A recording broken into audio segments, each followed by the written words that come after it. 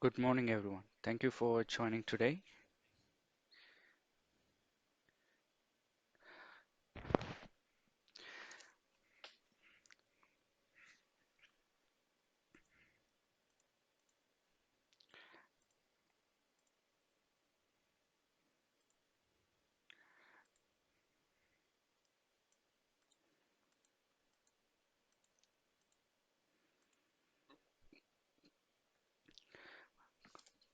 Good morning once again. Thank you for joining today.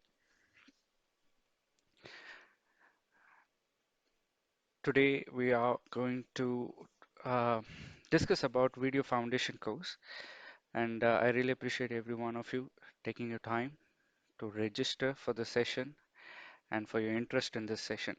I'm very confident this session will be extremely useful for both those who are new to CCTV as well as those who are already working on CCTV solution.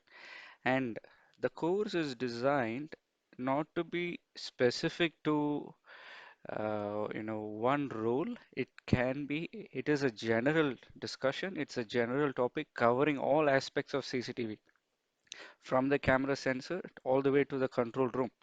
We are covering up in 4 days. So the goal of this session is to give you a broad perspective of where CCTV originated from and where we are today. So it's like a crash course for someone who's new and also a revision for those who are already in this field.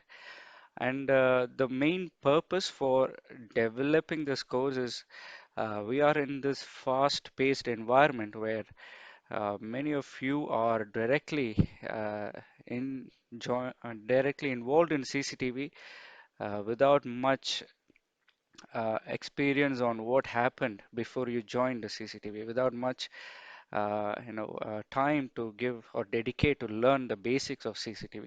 So for them, it will be many of the things will make sense, many of the words will make sense to you as we go about in today's training. So a little bit about myself, Samuel Kumar. I'm the technical training manager for Hanwha Techwin, Middle East and Africa. And my goal is to uh, exclusively for providing all activities related to trainings, events within the Hanwha Techwin profile in Middle East and Africa region. I work with customers, consultants, end users, and system integrators to train on our products, Hanwha Techwin products, and also certain design aspects for consultants. All right. This course is brought to you by Hanwha Techwin. We are a South Korean company based in Seoul.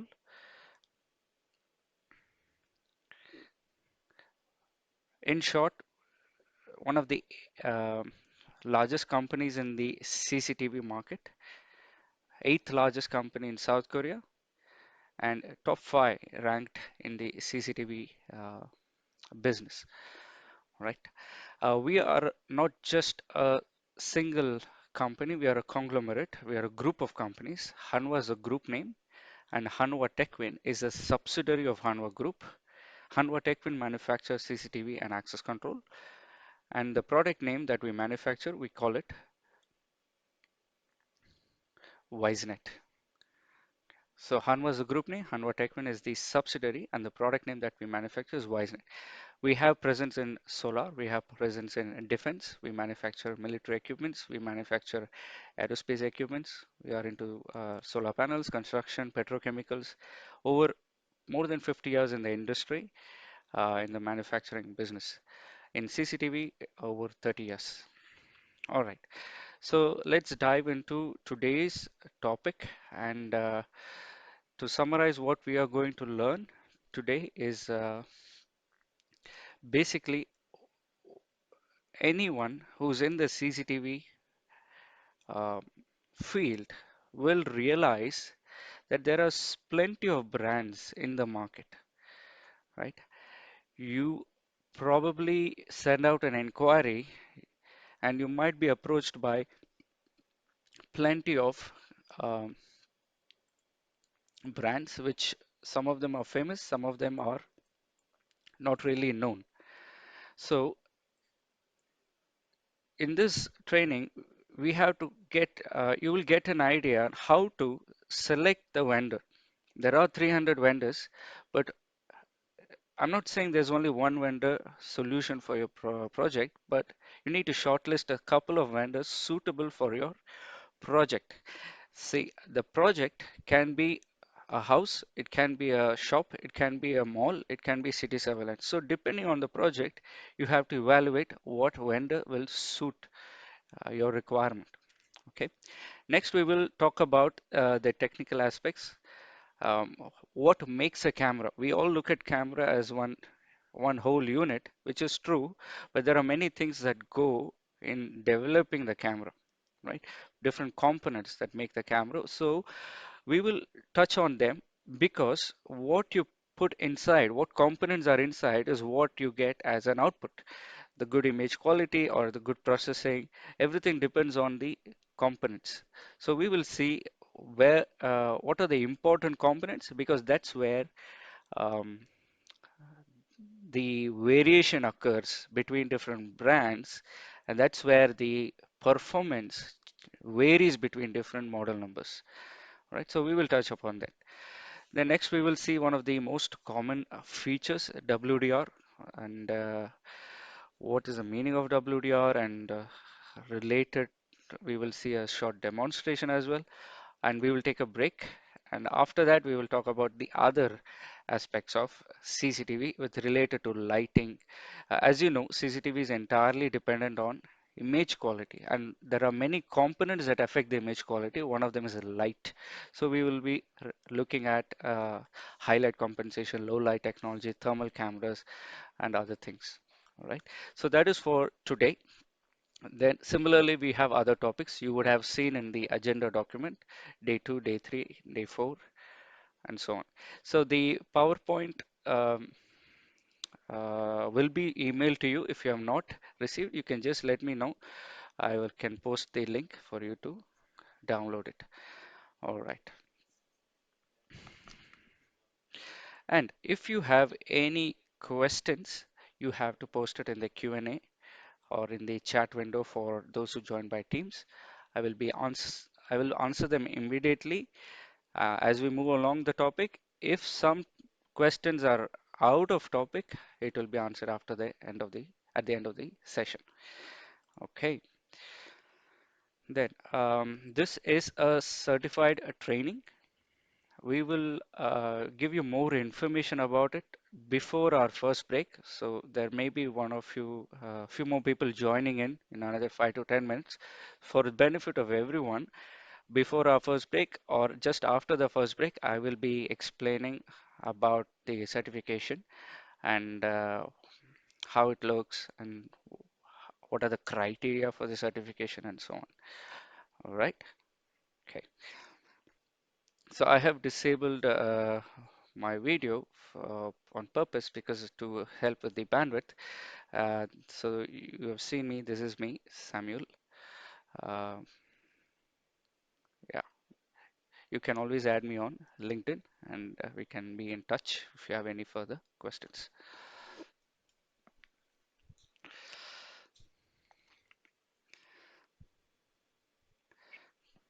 All right. Okay. Now, global ranking. Uh, this particular slide is to give you an idea of how different companies are ranked. And this is one of the criteria for you to check what kind of a company you're dealing with.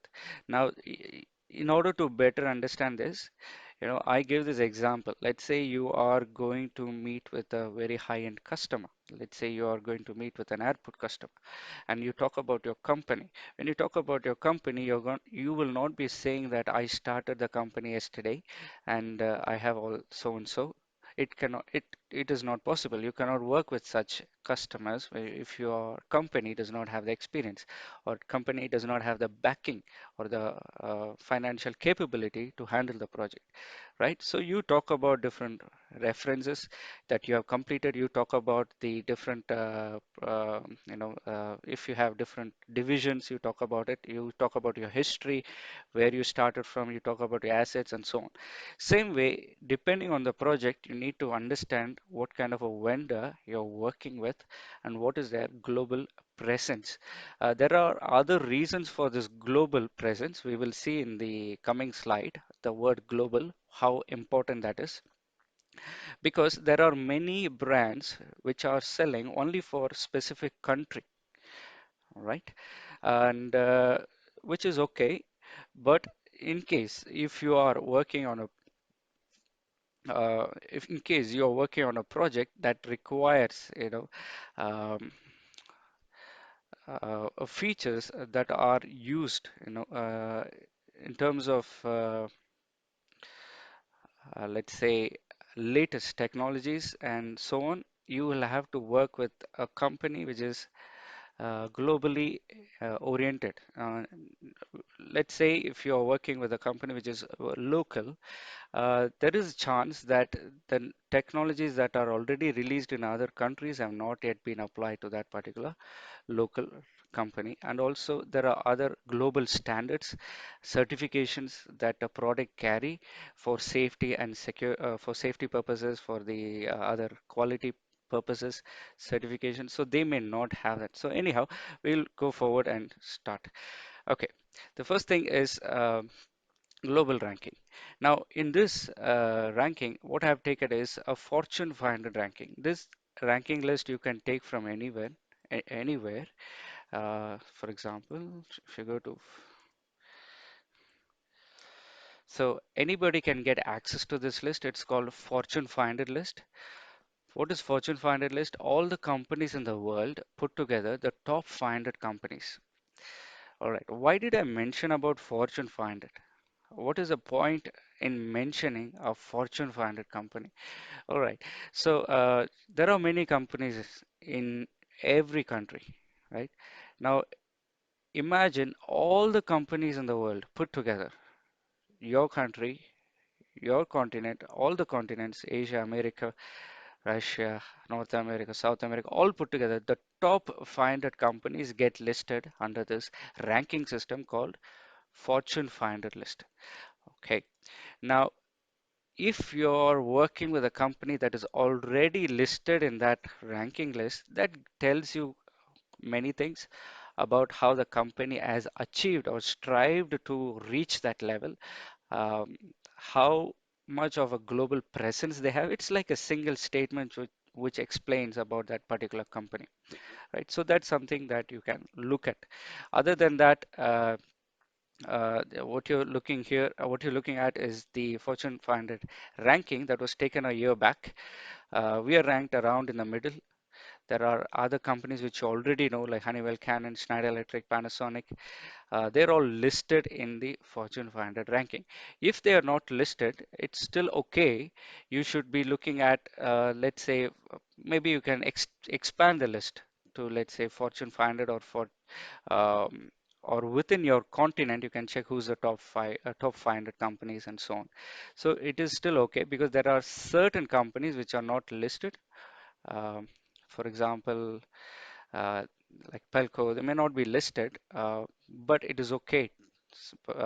However, if your company is listed as a Fortune 500, that gives you a single statement. All right, this company has worked, has strived, has all the necessary requirements to uh, um, to be in the top 500 and to be present globally.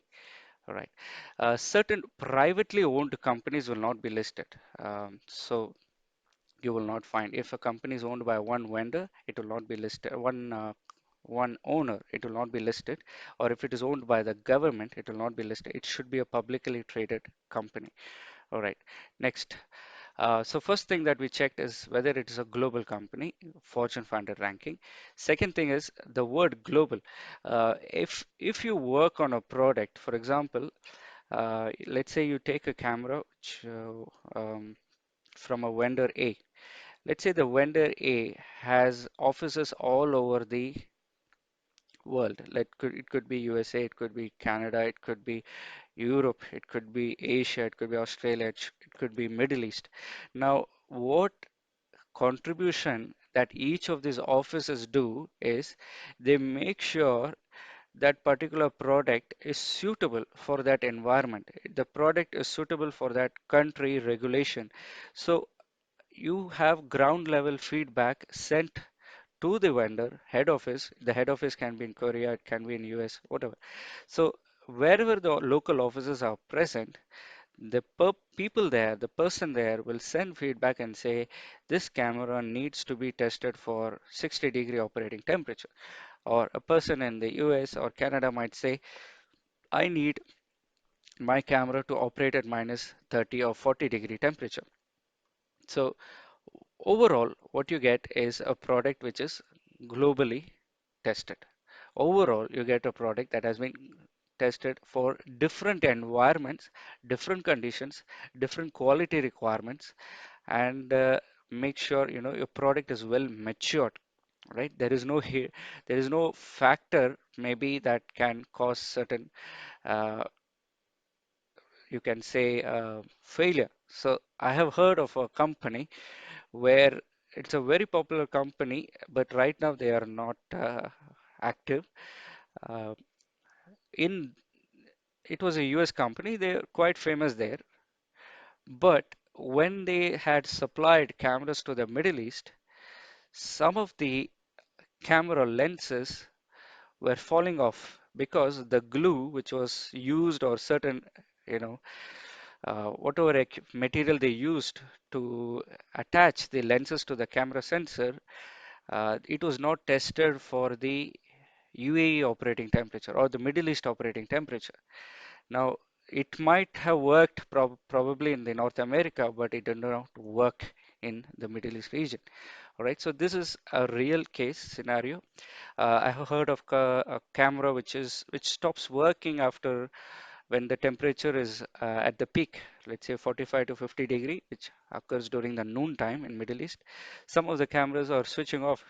So these are certain new brands which are exploring different market. You need to make sure that they have a global presence. All right, they have products installed globally. All right. Next, R&D team. R&D team is um, every company. One of the key success factors is their R&D team, research and development. Okay.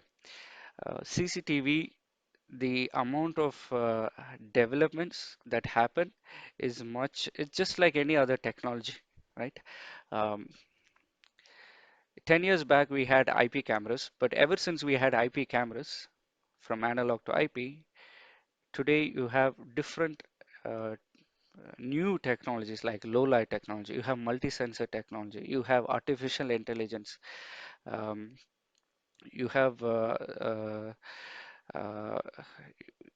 you have certain analytics inside inbuilt in the camera, edge level customization. So there are many things that are being added onto the camera, and the reason for adding that is to make that product efficient to the current requirement. Now if a particular company does not have an R&D team and it is being outsourced, let's say you're buying a camera from company A. Okay, let's say you're buying a camera from company A and you have installed the camera in a region, let's say United Arab Emirates. Now, there are certain regulations which is asking for, uh, let's say, they say I need specific frame rate, I need specific settings in the camera. Now, if your vendor does not have an R&D team, then the chances are that uh, they are outsourcing it. So that means they will simply say we cannot do it. They don't have the capability to do it. They have to outsource and they may not do it because of all the countries in the world, only one city or one country requires this extra feature. It will not make sense to them, right? So that is one. Second thing is New technologies, when new technologies are being introduced in the market, the one of the example is H.265 to reduce the bandwidth. Today, artificial intelligence to improve the camera efficiency, to act like as if it's like a real human being. It can decide by itself. So, if you need all these new technologies to be implemented in the CCTV, you need somebody to basically test it out. You need somebody to implement all the technology in the CCTV camera, check whether it works with the VMS, check whether it is integrated to certain systems, check whether it is backward compatible, make sure it works fine with the recording. So all these things require an R&D team. All right. So if your vendor has an R&D team, they'll make sure whenever there's a new technology, you will, I mean, you will not lag behind. For example, um, today you have artificial intelligence, all right? If if a vendor has their own R&D team, you can expect them to provide you that technology within a year's time because they are already working ahead to make sure those new technologies are integrated. However, if they don't have it and they depend on someone else, it can take 3 years to 4 years for them to implement. So these kind of things you will see as you work closely with the vendor, right? Next is manufacturing plant. Manufacturing plant allows flexibility. There are many projects um, which require customization. Maybe a certain country you have to remove certain components. Let's say Jordan, you cannot have cameras with built-in microphone, so you need to remove them.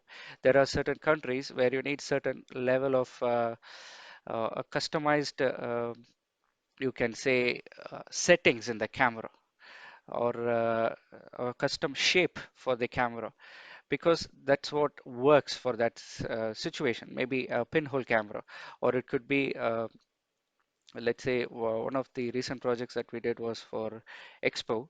They needed a customization in the camera. So, in order to provide certain customization and release a new product, uh, you need to have a manufacturing plant. Otherwise, again, it's not going to be possible.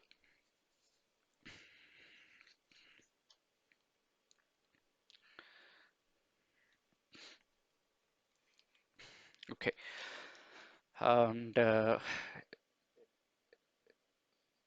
R&D team and manufacturing plant, both of them go hand in hand. I can give you an example. Let's say tomorrow there is a new regulation, or tomorrow there is a new requirement for your country. In that case, you will require a CCTV which complies to the new regulation, right? Okay. Okay. Now you go and approach a vendor. The vendor says, "All right, this is a new regulation. We have never seen it before," and they will say, "All right, we will work on it." But there are two ways to work on it. One, if they have their own in-house team, they can prioritize it and start working on it to make sure no more business is lost or business continues. However, however, if a vendor is outsourcing the product or relabeling or OEM or using OEM, just putting their brand name, that means um, whoever is responsible for releasing that product, the product manager for that particular company, has to justify to the CEO of the company saying why this particular feature which will be releasing tomorrow, was not factored in when they first launched it, or or it will be considered. Okay, another reason is it will be considered as a variation. For example, um, all right. So let's say there is a new feature required, then uh, the product manager of the company will go to different suppliers and say, or sorry, the product manager will go to the supplier or the OEM supplier and say, see, I this particular feature needs to be added for this country to start selling, and that supplier will say, all right, this is my turn, and he's going to give a variation, and the variation will include R&D cost, testing cost, development cost, manufacturing change cost, and certification costs. So all that things will be included. Now that particular product manager will see the cost of this releasing new feature. He might just simply say, all right, let's forget about it. When we do a product revision after 2 years, then we will think. Till then, your feature will be put on hold. All right. This anyone who has been working in CCTV for at least 5 years will have an experience.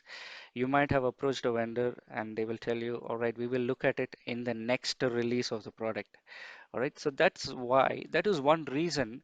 That is I mean, the reason for that is most of the time they are doing an OEM. That means they need to get a new variation code. They need to or look for new suppliers. They need to shortlist the quotations from the OEM suppliers and so on. So it's kind of a long process. So that's why they delay your request. All right. Second thing, uh, the benefit of having your own manufacturing plant is um, when a particular vendor is designing their product, they will design it with a future-proof mindset. Okay, all these things you have to know because uh, this what helps you to actually shortlist a very good vendor for your project. There are many good vendors out there, so and there are also many vendors which can give you a very hard time. All right, so manufacturing plan. Let's say a particular vendor has their own manufacturing unit and they are not doing an OEM. Okay, think of it this way.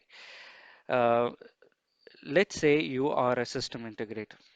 You are a system integrator. You are providing a design to a customer.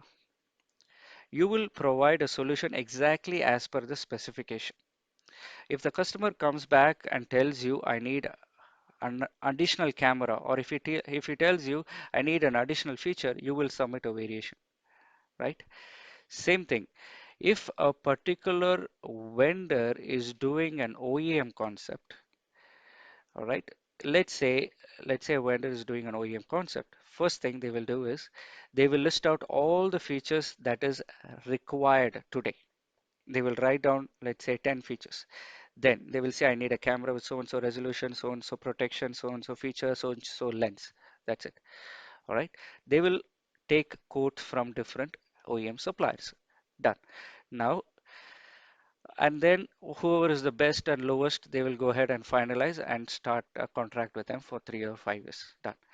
Now, whatever feature you wrote in this month, December, if you go back after 6 months, those features are not relevant anymore. You need more features. You need something new.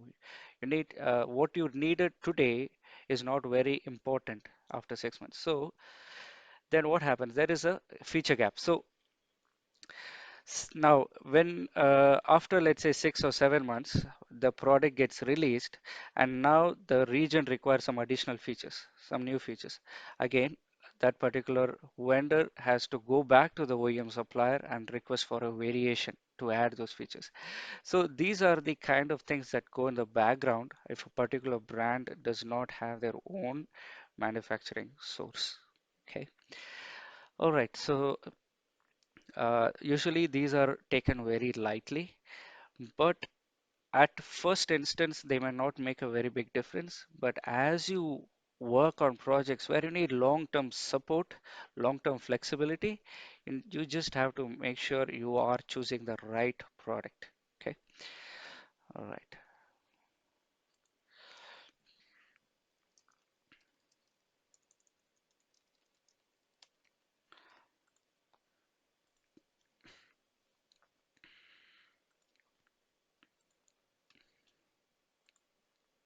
Training center.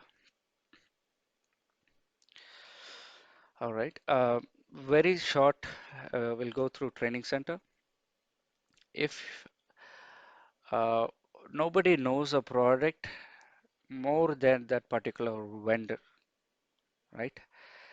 There are many CCTV brands, but it's like this. Of course, every car you need to move the gear, you need to switch it on and drive using the steering wheel. But behind the dashboard, there are many functions which differs, many features which can differ, right? That changes from vendor to vendor. Same way with your mobile phones. The simple function is to make a phone call, but the feature set can change from vendor to vendor, right? Same way, a camera is supposed to look at video, that's okay, it can do it. But the way you can optimize the settings changes from vendor to vendor. The words can be similar, but the way you optimize it can change from vendor to vendor. So, in order to have uh, the best of your investment, to make sure you get the best from the product, you have to get your engineers trained from that particular vendor. You buy from a vendor which has 10 features. If you're using only two features, that means you have invested in 80% of the extra features which are not using, right? And they are all security related features. So you can basically make sure that whoever you're working with has a training center or has a training provision, a dedicated training provision to make sure your project is handed over smoothly, right? There has to be a knowledge transfer from the vendor to the system integrator or to the field technician. You need to have that in place, all right? Next is a local team. Um, for you would have seen, or many of system integrators, you would have seen in the specification document, it will be written the vendor should have a local presence, a local office, local team to do a timely support. You have an emergency, you need a support. You have a certain issue, you need a support. You need to face regulators, you need to face some auditors for about the product. You need a local team. You need someone with a lot of knowledge on the product. You need a local team. So if that kind of project you're working with, you make sure it has a local team. Then back to the training. If you're an end user listening to this, if you're a consultant, you can always specify in the specification document saying whoever is working on the project must be certified by the vendor to do design or to do configuration. There are two levels of training. Design training, that means choosing the right product, and then configuration training to make sure as per the design it is configured on the site. So if you include that, you make sure you have people who are certified working on your projects. Okay. Next is experience. A vendor that you're working with should have at least 5 to 10 years of experience. If your project is a very critical project, you should have at least 10 years of experience.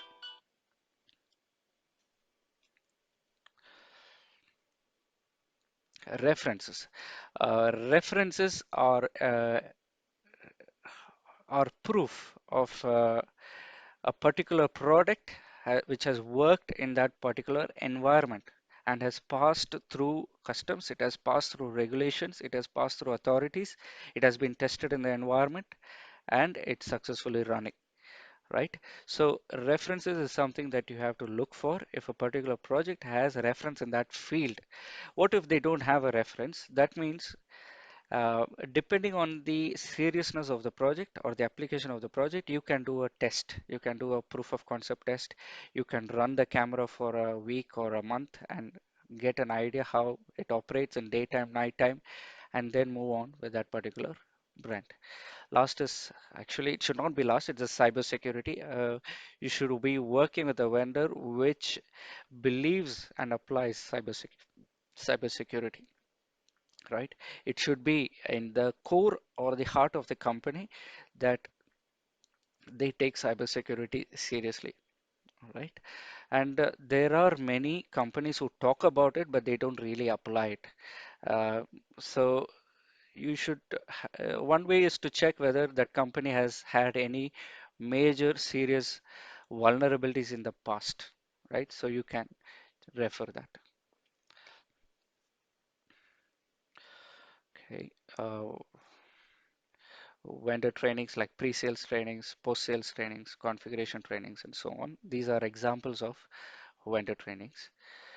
Offices which you can go to any company's website, you can see in there about us, about their office locations, contact us. You can find information like this, where they are located.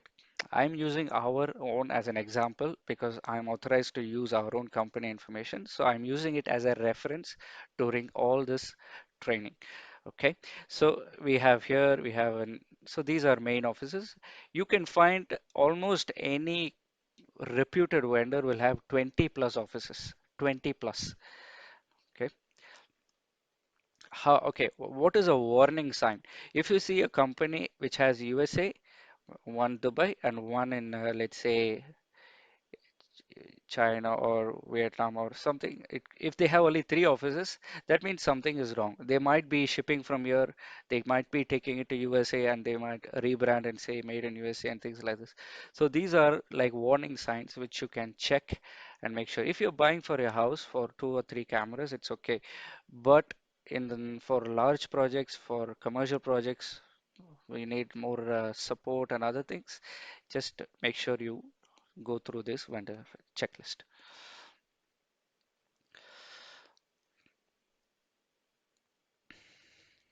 Okay,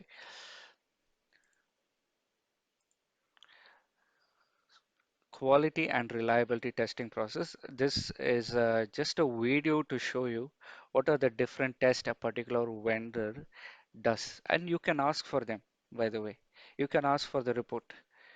Drop test.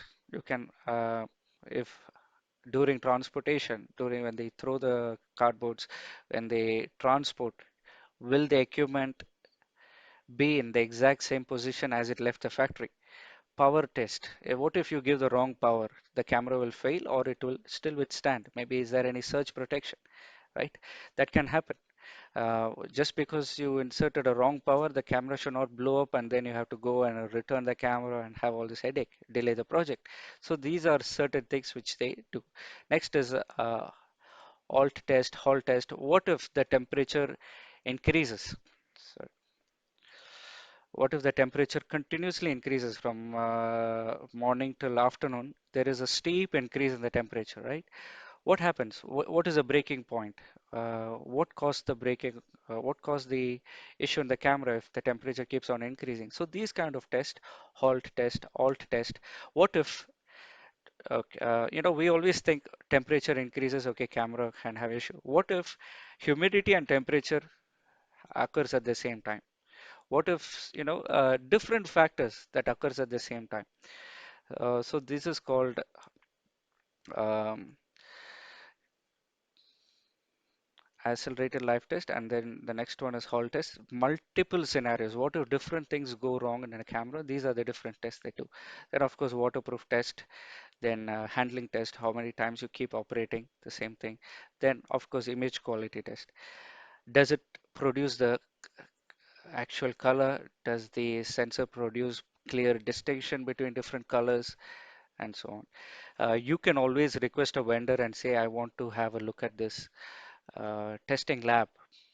But yeah, it requires you to travel to that factory and check. So you can inquire about this depending on your project. References you can look for, specific vertical references, uh, hospitals, commercial centers, exhibition centers, because there are certain small factors which are slightly different. So you can have a look at a vendor whether they have references in that field. It can be in that country or it can be in other region. All right. Now comes the next part where we talk about the camera and what makes a camera.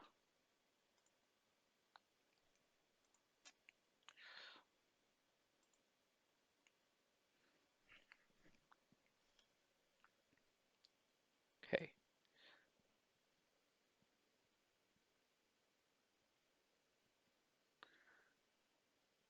All right. So what makes a camera? If you look closely, there are many components that make the camera. The camera body, it can be plastic, it can be metal, it can be stainless steel, or it can be a special housing. Plastic body is used for indoor purpose because if you look at many of your see if you look at your ceiling, you might see your lighting, there is no screws outside. They're all flush mounted, right? So or probably if you have a CCTV camera on your ceiling, you can also check some of the cameras, they will not have any screws outside. But how are they mounted, right? Because they use plastic housing, because it uses less weight, so it can be easily mounted with a clip. And even if it falls, it is not going to hurt anybody because it's a less weight equipment. And the painting on plastic is quite smooth. It blends with the ceiling, white color ceiling. So that's why plastic housing is generally used for indoor application. What about outdoor? For outdoor, they use metal based. If you see a camera with screws, for sure that means that camera is having a metal. All right, so that's why you need external screws to fasten and hold it so it does not fall off by any chance or hurt someone. So metal based enclosure. Secondly, whenever you use metal or plastic outside in the sunlight, the plastic will start to fade. The color will start to fade because of UV.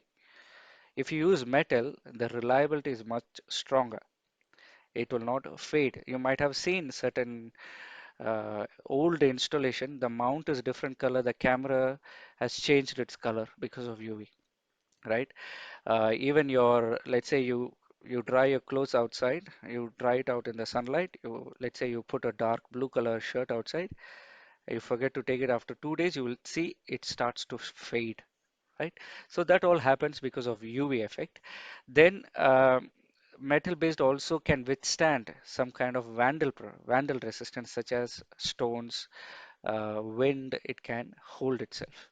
It's like imagine driving a plastic car or a metal car, right? Of course, metal car, it's more heavy, can handle the wind. Next is stainless steel. Stainless steel is also a part of metal, but it's a different suit.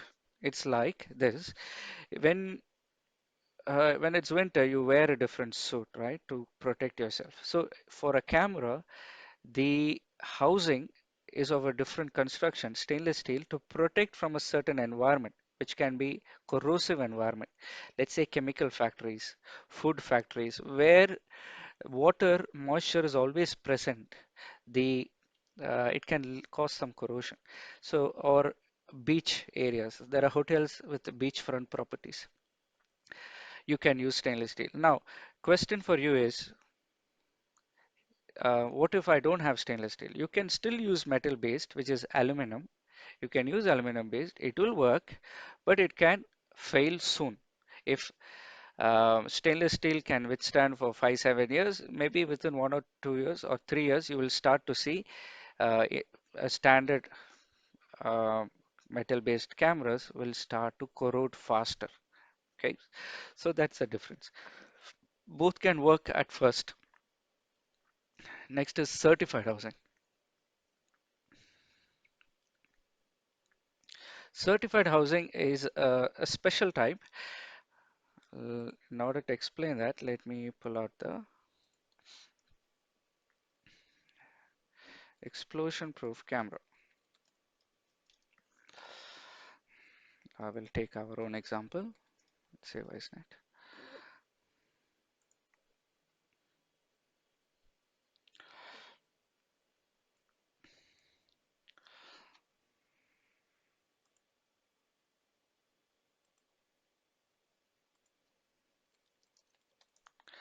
Okay.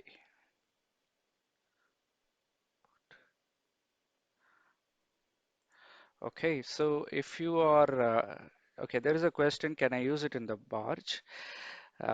Anything to do with seawater, corrosion. You can use two things. When you have seawater and corrosion, there are two options. Either you can use stainless steel, or actually you can go back to plastic, which is weatherproof. Uh, that can also be used. Okay, weatherproof plastic, and then anything that can withstand corrosion, stainless steel. Next is certified housing. Certified housing are special housings used in mining industry, or explosion proof industry, or you can say petroleum industry. or petrol pumps or refine or fuel storage locations, because it could be for any reason. A small spark can cause an explosion. Let's say you go to the mining factory. In the air, there is a lot of combustible materials. It can be, just dust, mining dust, coal dust. If you go to a carpentry factory, there will be sawdust. If you go to petroleum, there will be gas. All these are ignitable, right? A small spark can cause an explosion. How do you know small spark? How do you switch on the gas? You put a small spark and then the your gas turns on. Same way, you can have an entire oil refinery come down, get burnt off because of a small spark, right? In order to protect that, you have to have special enclosure which does not um, which does not cause the spark. And even if there is a spark inside and there's an explosion, it will be contained within the camera. Let me explain this point. It's called intrinsically safe camera. There are two words, both of them mean the same thing, explosion proof. It does not mean I put a bomb, it will withstand the bomb. Uh, no, that's not the meaning. It means it's proof. If there is an explosion, maybe there is a small spark inside the camera, and maybe there is some gas which is somehow inside the camera. If there is a spark, if there is an explosion, it will not come outside. No single spark will be emitted outside the enclosure. It will be contained inside. Whatever explosion happens will happen inside the camera. Only that camera will fail, right? So that is what happens. Second thing, it itself will not cause spark. Okay, so it has been tested for that. Then this is called intrinsically safe or explosion proof camera. Certified housing. Why you need certified housing? If you are going to use, I mean, if by regulation in areas like oil and gas and mining, they call it zone 0, zone 1, zone 2, zone 3, and so on. Depending, zone 0 means the most as close as possible to the fuel itself, that area zone 0. Slightly away from the fuel tank, it's zone 1. All right, so there are different zones. Whatever be the case, all the zones you need explosion proof camera. Okay, then um, by regulation, you need explosion proof. Secondly, if something happens and you fail to comply to the regulation, you will not be able to get any insurance claim. Then, second thing also, even during the project, its project timeline itself, you will not get a green signal to commission the project because one component is a vulnerability in that site, which can cause an explosion, cause lives, cause death, and so on. So this is what we are talking about camera body. Most of our projects will be plastic and metal. Bubble. Bubble is either stainless steel or, sorry, bubble is either glass or polycarbonate. It's also a form of plastic. Um, Standard glass means without vandal resistance. It's like the windshield of your car or the screen of your mobile phone. If the screen is cracked, if the screen is leaking, you cannot see what's happening on the phone. Same way, when you're driving, if the windshield is dirty, you cannot really see clearly. If it is raining without a wiper, you cannot drive properly. A camera is the lens is inside, the driver is inside, looking outside through the glass, through the bubble. We call this white, this down part. This is a bubble. This guy. You cannot see clearly. So a bubble should withstand certain things. One, if someone tries to damage the bubble, it has to withstand that impact. That's called impact resistance. All right. So uh, the impact resistance, there is a standard called IK10. IK10 means a human being with a hammer tries to damage the bubble, it will withstand. Okay. In order to just say, understand in our layman word, a human being with a hammer, with as much of energy that he has, he tries to damage the bubble, it will still withstand. It can hold it. Okay. Now, Of course, there are, you can check online vandal resistant testing. They will show a hammer falling on the camera bubble and it still withstands without any cracks. Okay. All right. It's not only about the crack, it also about other things in the camera. I always take this example. Let's say if someone hits on your head with a hammer, maybe there is no bleeding, but inside your head there can be internal bleeding, right? Same thing with the camera. Just because the bubble can withstand does not mean the camera component should can move away, like the RAM or the motherboard or the lens. It should not get damaged also, right? The camera should work as if nothing happened. All right, that's why this testing has to be vetted by a third party, IK10 testing. You can find in for many cameras, you can find this IK10 testing. Okay, it's now become like a common standard. That's why today people don't try to steal the camera. They go and steal the NVR. If there is a robbery case, you will see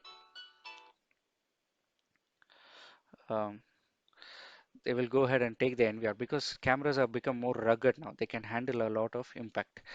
Okay, next is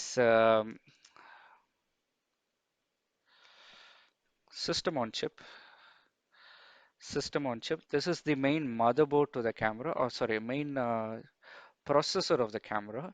Just like your laptop, i7 processor, i5 processor, Celeron processor, i9 processor, Xeon processor. Whenever you decide for CPU, the first thing that you check is what is the processor speed. Based on that only your camera can perform, your laptop can perform, or how much it can perform. So a camera has many processes. It has to process image, it has to do a lot of image enhancement, image compression, it has to send the image, it has to do analytics. So a lot of work is required for the camera to do on the camera side. It is not doing on the back end, it's doing on the camera side. So when all this is being done, and just remember, camera cannot take 5 minutes to do one job. If the camera has to process the image, it has to do real time, right? When you see a scene, if a person is moving, immediately you should see the person is moving on your screen. That means it has to process the image. Doesn't matter whether it is bright, whether it is low light, it has to adapt IR and other things and analytics. Everything has to happen real time. So it has to work fast. So you need a good processor. The more the processor, the more features you can add in the future, more analytics you can do, better image processing you can do, and also better compression you can do. All right. So this is the brain of the camera or the heart of the camera where everything is linked. Now, all of this requires technology. All of this has their own technology, like camera body. You need a manufacturing plant to do camera body. You need a manufacturing plant to develop the lens. You need a manufacturing plant to do the system chip. So all of this requires R&D resource. Now you understand the impact of R&D. It's not just one guy doing one job. No, you need a electronics engineer, you need a hardware engineer, you need optical engineers, you need software engineers, you need many people to work on this, right? So an R&D team cannot be 5 people. It has to be quite sizable for any company. All right. Next, lens. We will see the lens part very soon in more detail, but right now, fixed lens, varifocal, and zoom lens. Fixed lens can be best explained. I will be now moving on with the fixed lens. Let's say, first let's understand about adjustable lens 192.168.160 and 601.42.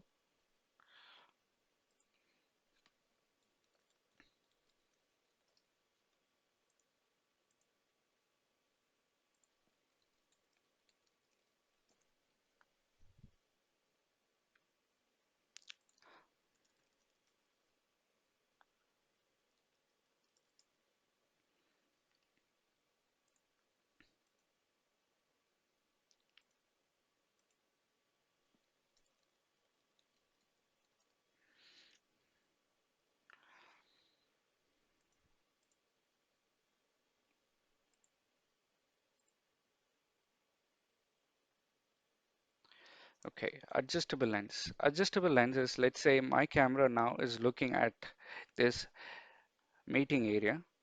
If I want to zoom in to a specific, let's say I don't want to look at the side area, I don't want to look at the right side, I can zoom in. This is called adjustable lens. Now my camera is mounted on the wall, but I'm sitting here and moving the lens, right?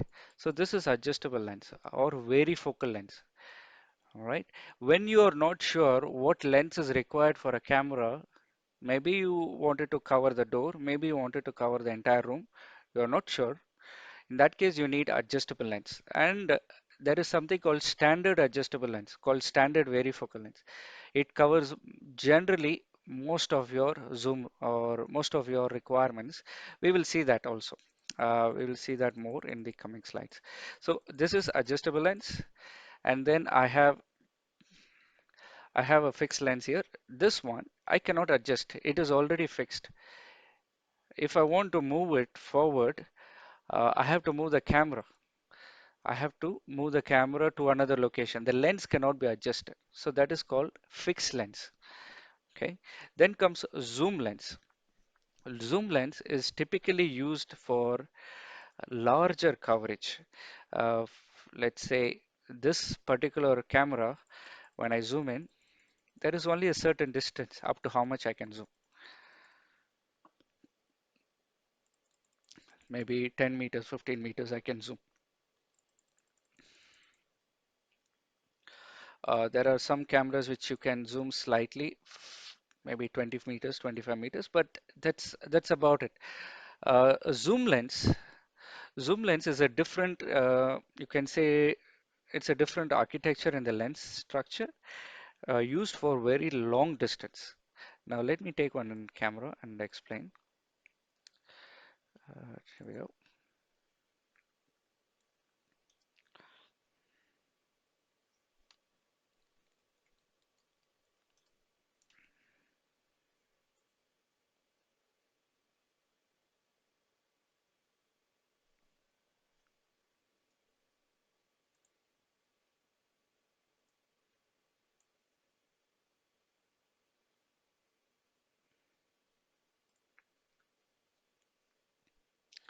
So I'm going to zoom out. It looks at roughly close to 5 kilometers, 10 kilometers. It looks at very far distance. So this is the idea behind zoom lens. So let's say I want to look at the car there. I can draw a square and it goes all the way and starts to zoom in and try to pick out the details about that subject. Okay, what is the idea behind this lens? If you want to do um, large distance monitoring, let's say maybe some accident happened and you want to just go ahead and look at it, you can just zoom in and check, okay, what happened, who caused the accident. Sitting at my office, I can have a look, right? I can look at all 360 degree. By the way, I can move this camera. I can move 360 degree. Okay, so it's a zoom lens, but it's also a rotate. I mean, we call it pan tilt zoom. I can pan. Pan means rotate, left, right, rotation. Then tilt. Tilt means it can go up. Already it's up. Then let's go down. It can also look down. Got it? So pan tilt means tilt up and down. All this can be done remotely.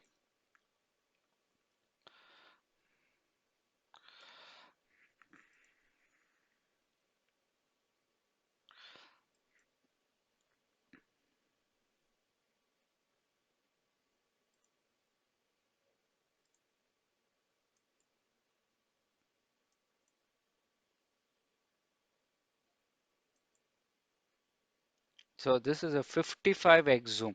55 times it can zoom from its original location. So this is called a zoom lens. This is how it is specified. 30x zoom, 50x zoom. From the current location, which is right here, I can zoom 55 times, 30 times, 40 times.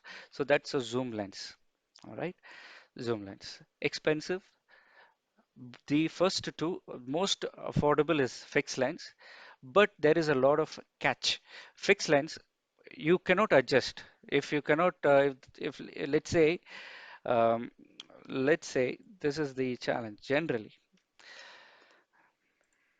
Let's say,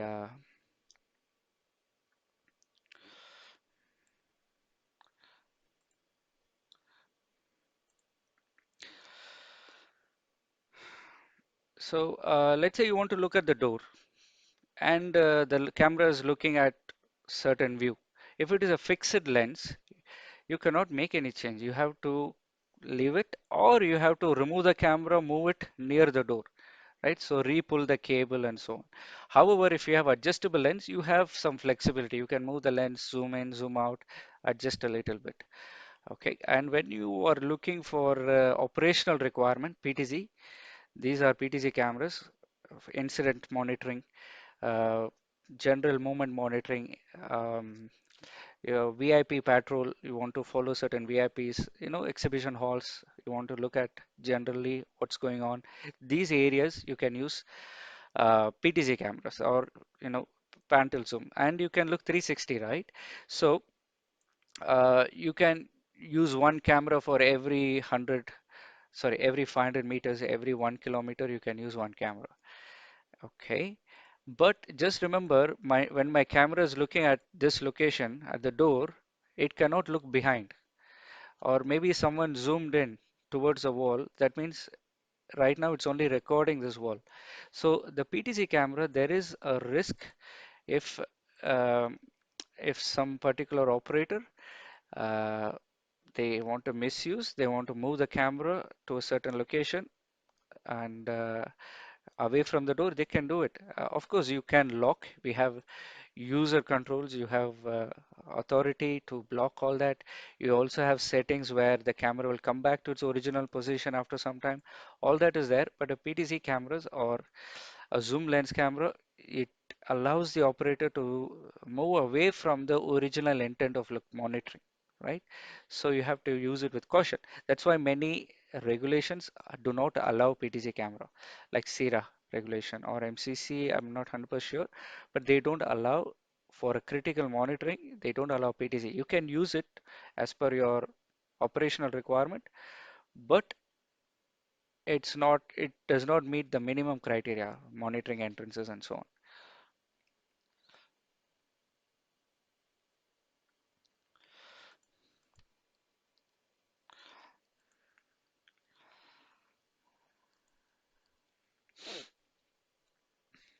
Okay, back to the bubble. Bubble, there are different grades. Uh,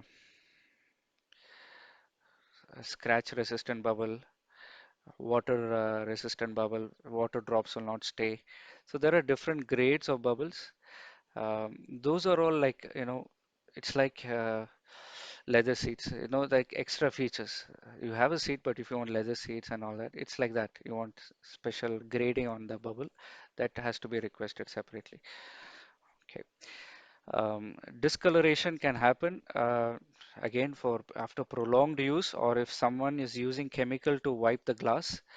It's not supposed to be used because maybe they have a coating. If you use some chemical, it can cause discoloration. So in that case, you can replace only the bubble. That can be done. All right. Next is the software. The camera, in order to operate the camera, right now, I am working on the camera, right? My camera is a lens, camera, so many settings.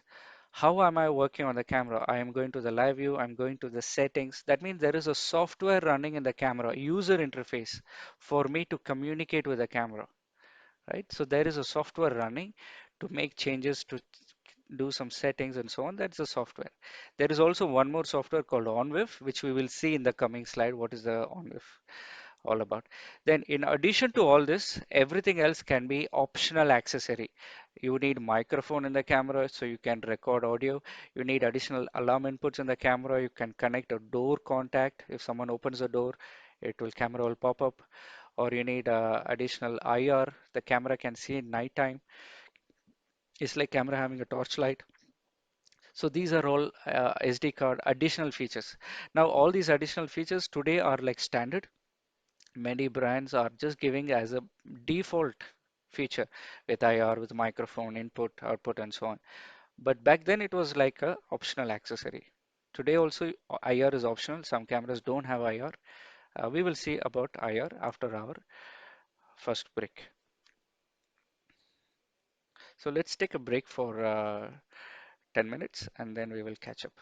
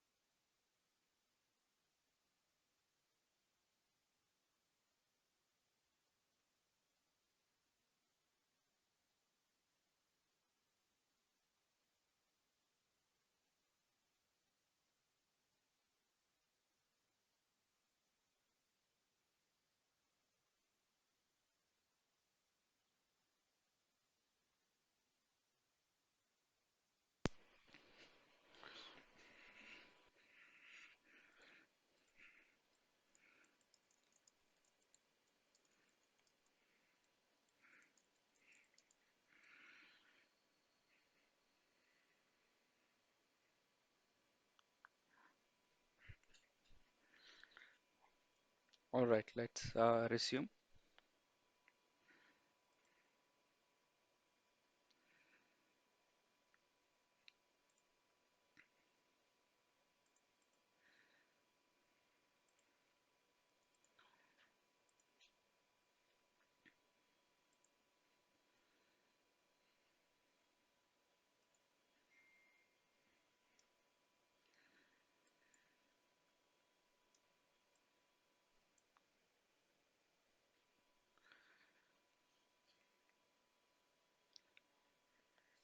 Okay. So, before we understand how the image is enhanced, how the image is accurately captured by a CCTV camera, first we need to understand who's responsible or which component in the camera is responsible for making sure image quality is good. The first component is the lens. The lens is the one which receives the light. It receives and focuses the light, just like your human eye. Camera is like a copy of a human eye. You light falls on the eye and it falls on the, I believe, retina, where the rods and cones are there, and then it changes to say color and other things, right? Same way, for a camera, the light falls on the lens. The lens will focus or ensure that whatever light is received falls on the sensor. Oops, this guy, second one, sensor. Okay, light is received by lens. Second, light falls on the sensor. What's the job of sensor? Is to convert the light into electrical signal, right? It's an electronic component, has to convert to electrical signal. After that, it can do all the processing and everything. Okay, so the first two components can be adjusted. I mean, how much of light is received is decided by the lens. How much of light is not received also decided by the lens. If your lens can do a good job, like the uh, bigger lens or can narrow lens, different specification. How much of light falls on it is will directly equate to how much of image clarity you get. Second is image sensor. Image sensor also there are two types, CMOS and CCD. Again, we will see that in the coming slide. And image sensor, even bigger image sensor gives you better image quality. Why is the DSLR cameras having better image quality? They have bigger sensor. One of the main reasons, right? And then of course the software processing also contributes to the image quality. It's like this, a drawing board. Image sensor is like a drawing board. You have to draw the picture on a small drawing board. I mean, you can draw the same picture on a very big drawing board. So bigger drawing board, more clarity, more details. Smaller the drawing board, everything is cramped, right? So image sensor is where it's like a drawing board. If it is 2 megapixel, this sensor will have around 2 million pixels. If it is 5 megapixel, it will have 5 million pixels. All right. And if the sensor size is the same for 2 million and 5 megapixel, 5 million pixel, that means 5 mega will be more cramped, right? It's like they will overlap. They will sit on top of each other. The image quality will be slightly blurry, not clear in critical lighting condition. So image sensor also is dependent. Okay. Now, just because image sensor, I need bigger one, you cannot say I need a very big sensor. There are certain, best practices which we will see. This is one of the key points of today is just because I need a lens does not mean I will buy the biggest lens. Then you have to buy a bigger camera. Then you cannot put it on the ceiling. You have to buy a special mount and mount the camera. So you cannot always go to the extreme side. You have to find the balance when it comes to CCTV. What is suitable and majority of the work, it's not your job. The vendor has already done that. He has already done and he will specify on the data sheet and say this camera can handle so and so lens, can handle so and so resolution, and can handle so and so lighting, how low it can handle, how high it can handle. All that will be mentioned on the data sheet. Okay, so we follow certain you can say 80-20 rule. 80% of the camera will have the same lens combination, will have the same sensor combination. Okay, done. Now next is CCD and CMOS. The reason for covering that, actually it's not important to cover in today's market, in today's time, but I have seen certain specifications or certain documents still mentioning CCD. CCD is the image sensor, that's okay, but it was used during the analog time, analog camera, the older camera, when cameras were first, um, 10 years back, you would see CCD prevalent in the market.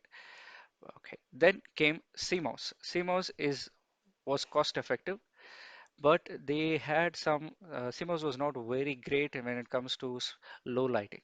However, today the amount of investment and R&D done on CMOS has made CMOS the sensor of choice even compared to CCD.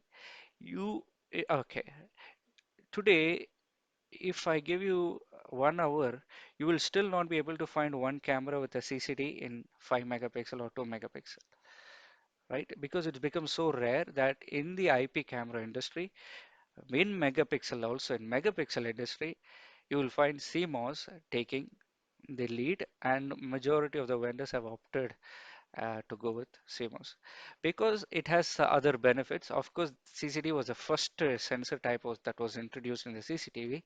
CMOS is much more advanced when it comes to the amount of R&D that was done. It has lower power consumption, which is very important for IP cameras because they are, you cannot. It has IP camera take power from the switch, network switch, right? You cannot take a lot of power. Then um, there are other things such as converting analog to digital. It is done on the, I mean, it is not compiled and done, it is done on the pixel side itself. More circuitry is there, but however, generally speaking, CMOS is your sensor of choice. Today, in almost every CCTV camera, which is megapixel, you will find CMOS. Okay, and you don't have to hesitate because even your mobile phones, you see the iPhone and Samsung phones, the image quality is very good, no doubt, right? And they still use CMOS. So it has advanced to a stage where you cannot question that anymore. CMOS is fine. Um, both of them do the same job, convert light to signals. Okay, it's no longer a difference. Okay, next is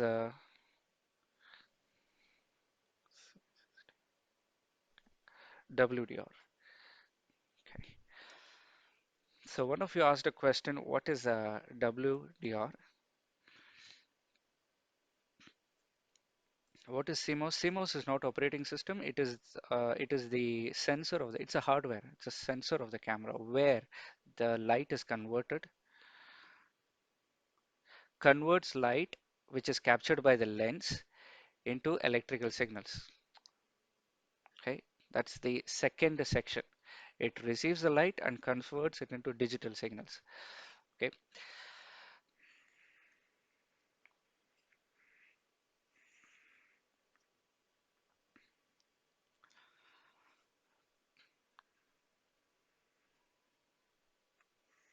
okay. You, one thing about CMOS and CCD is the reason for covering that is if someone tells you CCD is better than CMOS, you should go to CCD. Or if someone tells you, you just have to have a neutral opinion on this. You should not be biased. You should not take one over the other because it can be used to make, I mean, to lead you in the wrong direction if you don't have the knowledge. So that is the idea for today. The idea for today is not to tell you use this only, don't use other brand. It's not like that. It's to give you that knowledge so you can make the right choice. Both of them are doing the same job. Okay, if someone says CMOS is bad, no, it's not bad. It is good, even if all the megapixel cameras are using. If someone is still using CCTV with providing megapixel, okay, no issue. They were always good, and maybe if they have a newer sensor and doing same job, no issue. So you should not be biased towards one. That's the whole idea. All right.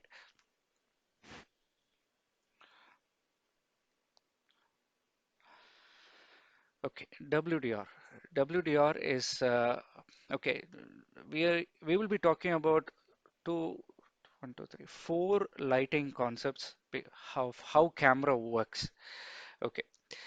Uh, Camera has to provide a usable scene. On the left side, I cannot see the scene properly. Behind, it's too whitewashed because there is too much of light. The camera is confused. It's just like us, human being.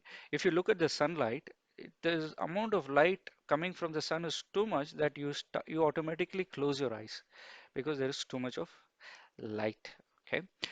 Then, when the light is very less, for example, when you go home, when you switch off the lights at night time, suddenly everything is dark. You cannot see anything. Then slowly, you are able to see some objects. So what happens is your brain is telling your eye to open the iris to allow more light to come inside. Okay, it's the opposite. When you look at the sun, your brain is telling close your eyes because you're hurting yourself, right? But when there is no light at night time, when you switch off the lights, suddenly everything is dark. Then slowly you get to see the object clearly. That means your brain is telling, or or basically your nervous system is telling you that to open the eyes more wide so you can get whatever light is available and you can see something clearly, right? Basically, your eye is dependent on light. Same thing. Camera also is dependent on light. Just like when a camera is looking at a very bright sunlight, it will also close its eyes. So, or it can be overexposed. So, first thing, first picture, it is overexposed because it opened its eye, it is blinded by the sunlight. You know, sometimes when you look at the projector lighting and when you look at the projector lighting for a few seconds and then you look somewhere else, you can see white spots, you know, that blinding effect. Same way, when the camera is looking at a very bright light, it is blinded. It's called overexposure. It's overexcited. The pixels are overexcited. You know, pixels have a value. It just goes all the way to the maximum. It's like full volume, right? So it is just whitewashed. Okay. However, if you tell the camera, you can just like your human eye, your nervous system is telling you to close your exposure so you can see at night time. You can do that to the camera. You can say, okay, stop opening your eye too much, close it a bit. But if you do that, your your camera becomes darker. You see the image? Because it's now closing its eye, the inside area is darker. This is the issue with the camera, which does not have WDR. It can either do the first one or it can do the second one. It cannot do what you see on the right side. You cannot see both inside and outside at the same time with a very clear picture. All right. Either you can do long exposure or you can do short exposure. Long exposure means you keep the eye open, it just get overexposed, it become blind on this area, but you can see inside. Short exposure means you're closing your eyes, you're allowing less light to come inside, but the benefit is now I can see outside area very clearly. I can see the clouds and everything, but inside I cannot see. Okay. Now, uh, this is a I have here, I believe, backlight. I'm going to switch off WDR for this camera.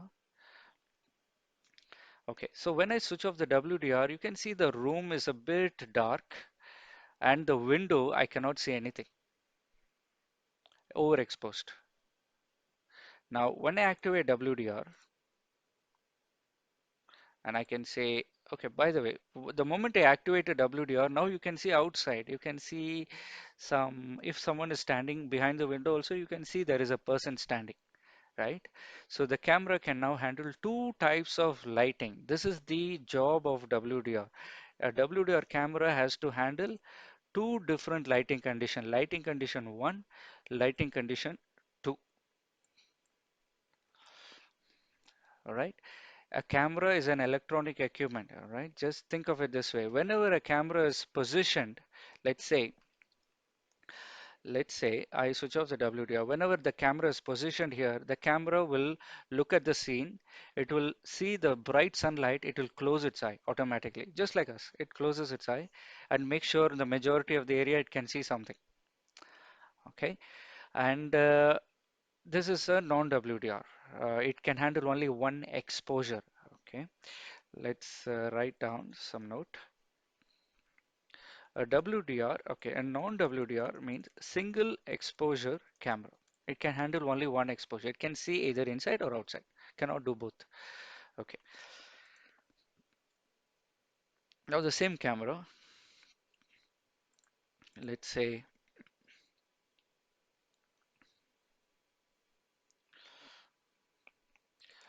um, let me try something.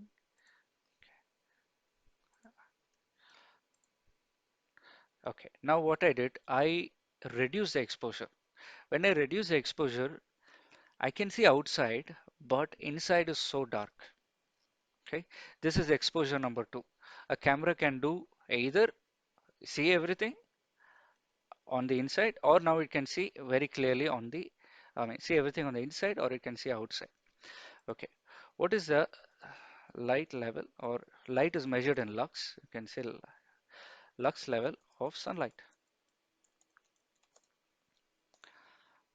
Around 100,000 lux. It can go up to 100,000 lux, let's say afternoon time, direct sunlight. So here, outside sunlight, let me reset.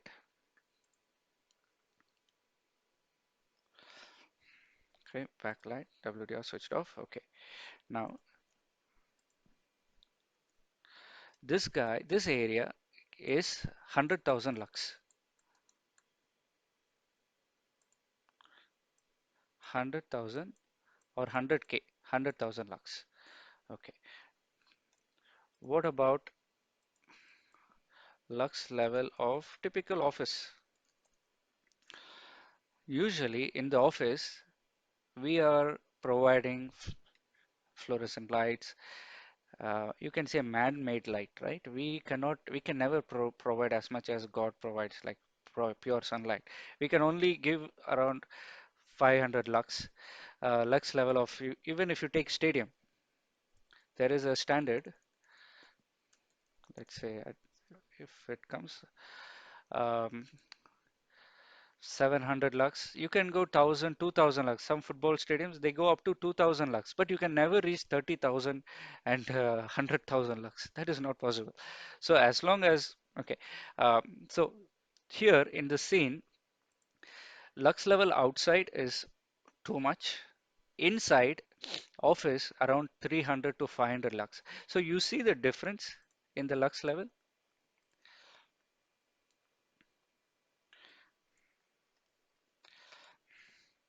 outside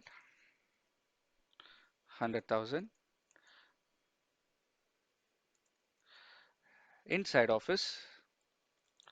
This is sun.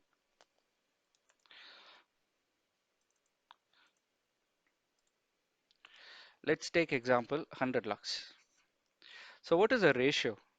100,000 divided by 100 is 1000 is to 1. So if inside is 1 lux, outside is 1000 times more. So if you see the ratio is very high, the difference in the lighting condition in the same scene, according to the camera, it's the same area. It is looking outside as well as inside. So in the same scene, if there are two different lighting conditions of very wide difference, very big contrast, very big contrast, that means it's a wide dynamic range area. Wide because outside lux is too much, inside is also very big difference. Dynamic range, I will explain why. Sunlight keeps on changing. It is not fixed. Afternoon lux level is different. Morning time lux level is, so it keeps on changing. It's a wide, big difference, but and it's dynamic. It keeps on changing. So you need a camera which can handle this dynamic change in lighting in the scene. All right. So that's why you need a WDR camera. Okay. In order, how does WDR camera work? A WDR camera is it works twice, or it uses the processor more than, I mean, twice as a normal non-WDR camera. It takes two pictures at the same time. You won't realize it because it's all done in the camera side. The moment I activate, turn on WDR, it will take two pictures. It will open the eye, take one, close the eye, take one, and stitch them together as one single picture. Okay, why does it do this? When it takes the first picture, it will remove all this area. It will just reject all this area. When it takes the low exposure picture, it will reject this area. Then it will stitch this here, and it will stitch this part here as one single picture. You won't realize, and because it's giving you one combined picture. Okay, so it works twice as fast, but it gives you one combined picture. That's just your WDR. This is how WDR works. You can go to any brand, any vendor. You can check in even in their data sheet. You will find they combine. It's called multi-exposure camera. They combine two frames to give one single frame. Okay. Due to time, I will not be comparing other vendors from their data sheet, but you can check. There are different levels, ratings for WDR: 120 dB, 150 dB. So one of our cameras, they use four frames. Instead of two, we take four different pictures, we combine them to give one single picture. How do you combine? If you have to give 30 frames, 30 picture per second, we take 120 pictures. Let me make this clear. So we take 120 pictures, we combine every four picture and give you a single picture. Okay. Higher the WDR. What is this higher range? Higher range means higher contrast it can handle. Difference that 1000 is to 1, it can be 10,000 is to 1, it can be so and so. The higher the contrast, higher the WDR. For example, you go back to the Excel sheet. If the ratio is 1000 is to 1, you take a log of 1000 to the base 20, that is 60 dB. So we don't specify 1000, 10,000. We just mention the ratio difference, 60 dB. If uh, if this is 10 lux, very low light, and the outside is very high, like hotel entrances, maybe they have very low lighting, or shadows, they have low lighting, you will require higher WDR. Higher the difference, higher the WDR. Okay. Now, question for you.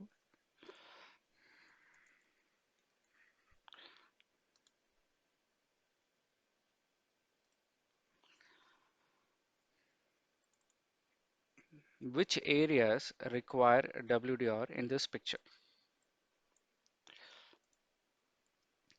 I have explained this to some of you who have attended other trainings. When there are two lighting, outside sunlight, indoor decorative ambient lighting is very less, two different lighting and very wide difference, you need WDR. Second one, here also you need a WDR. Why? Because there is darkness, shadow, and the car camera is inside looking at the car coming, right? So car is coming from the sunlight, but suddenly it goes inside, there's a shadow, and it has to manage two lighting, cameras looking outside as well as inside. You need a WDR. Staircase, if there is no window, then you don't need a WDR. Lift lobby, lighting is uniform. There is no change in lighting. It's fixed lighting. You don't need a WDR. Hotel compound, if the shadow can occur here, sometimes if the sun is here and then there can be shadow, that means there are two different lighting for the camera. There is sunlight here and there is shadow. That means it has to have a WDR. Same way, border security, of course, critical locations, you must ensure all possible conditions are covered. Okay, so that is WDR. The next is opposite of WDR. As long as there is sunlight, you need WDR, period. Next, highlight compensation, HLC. It's the opposite of WDR. There is no sunlight, no sunlight at all, but suddenly there is a car coming with a headlight. Headlight is what? Strong lighting, right? Because of the strong lighting, there is a chance that nearby pixels get overexposed.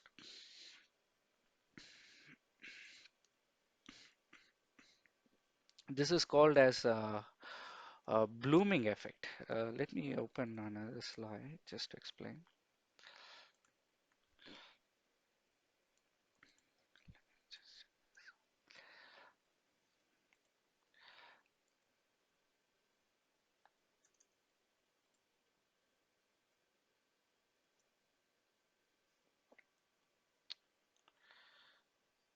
Okay, no issue. So this is called as blooming effect, where the um, when the okay, it's like this.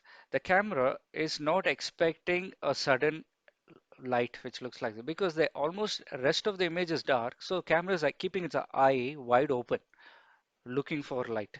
Suddenly there is a car headlight, too much of light. The camera will be like, what? And because of that, there is a effect called blooming. So there is a feature in the camera called highlight compensation. It will mask that light. It will just mask it. Okay, the same camera here, I can I have a feature called HLC. I can also mask. I can mask this area, so it will stop affecting the nearby pixels. Okay, so that is called highlight compensation. It's the opposite of WDR. When the camera is looking at a very dark scene and there is a street light or there is a signboard and that is affecting a person standing near, you cannot understand his maybe there's a car, you cannot see the number plate properly, or there's a person, you cannot see his face properly, then you will need a HLC camera. Okay, and let me just see, pull out one video to make it more understandable. Just a second.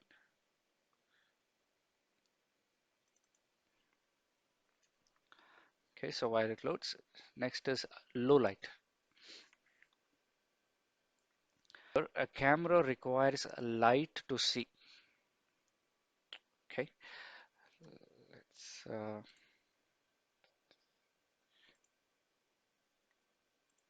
just a second.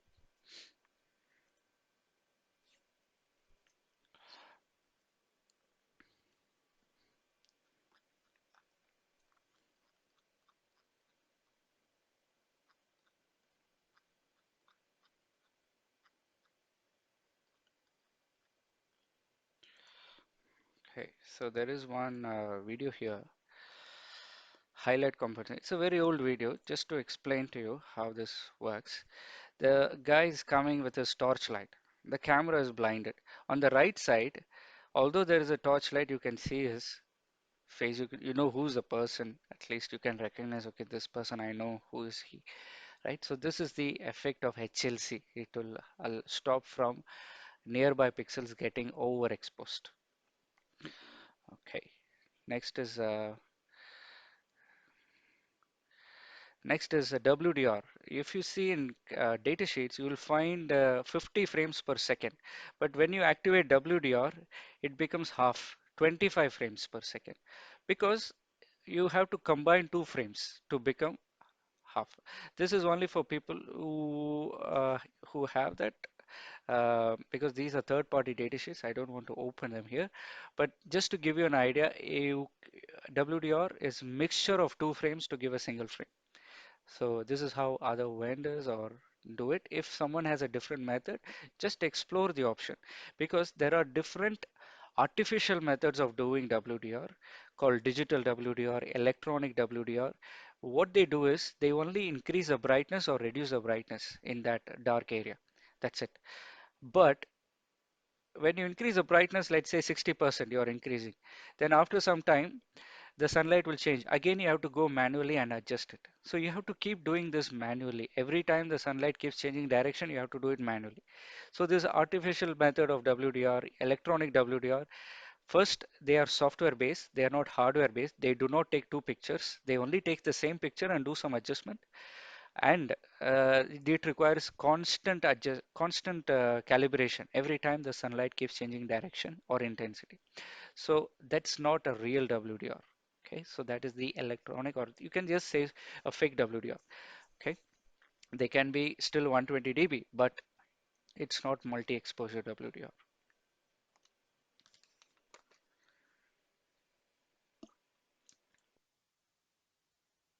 Excuse me. All right. Next is the IR illuminator. This is not our picture, but I just want to give you an example. A camera which does not have light, it will look dark. Image will look dark because every camera requires light. If you see that the first component in the camera is to gather the light. If there is no light, it cannot produce an image.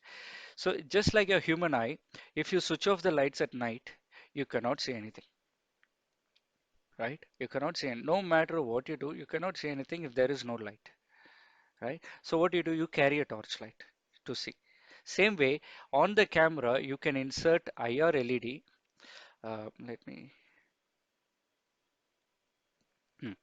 On the camera, you can have IR LEDs. So let's say 6080R.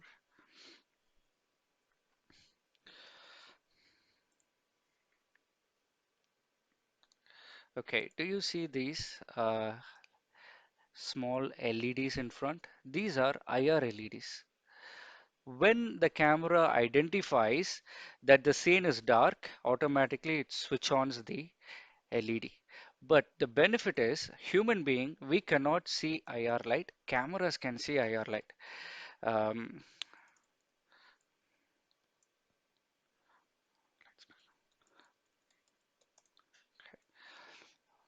this is the light spectrum. Okay, visible light. You know the Vibgyor in the school we learnt when white light passes through a prism, it gives you 7 colors like the rainbow colors, right? We can only see visible light. Human being, we can see visible light 300 to 750 nanometer. Then there are other rays, infrared rays, IR beam, UV rays, X rays, gamma rays, and other things. Camera can also see IR. They are sensitive to even look at IR rays. That's why we cannot see when IR LED is on, but the cameras can pick it up. Okay, so what happens when you turn on the IR at night time? Suddenly the camera is able to see the same image more clearly. Okay, so this image now looks like this. Again, this is taken from Google just to give you an idea. This is not our camera. I'm not sure which camera, but just to give you an idea that at night time you can now see black and white. So on the left side is like a black and white image. You can see the picture clearly. Now you have a torchlight, you can see. Okay, what is the benefit? The benefit is you don't have to turn on the lights. You don't have to pay for electricity to turn on the lights. You don't have to unnecessarily waste resources just because camera wants to see.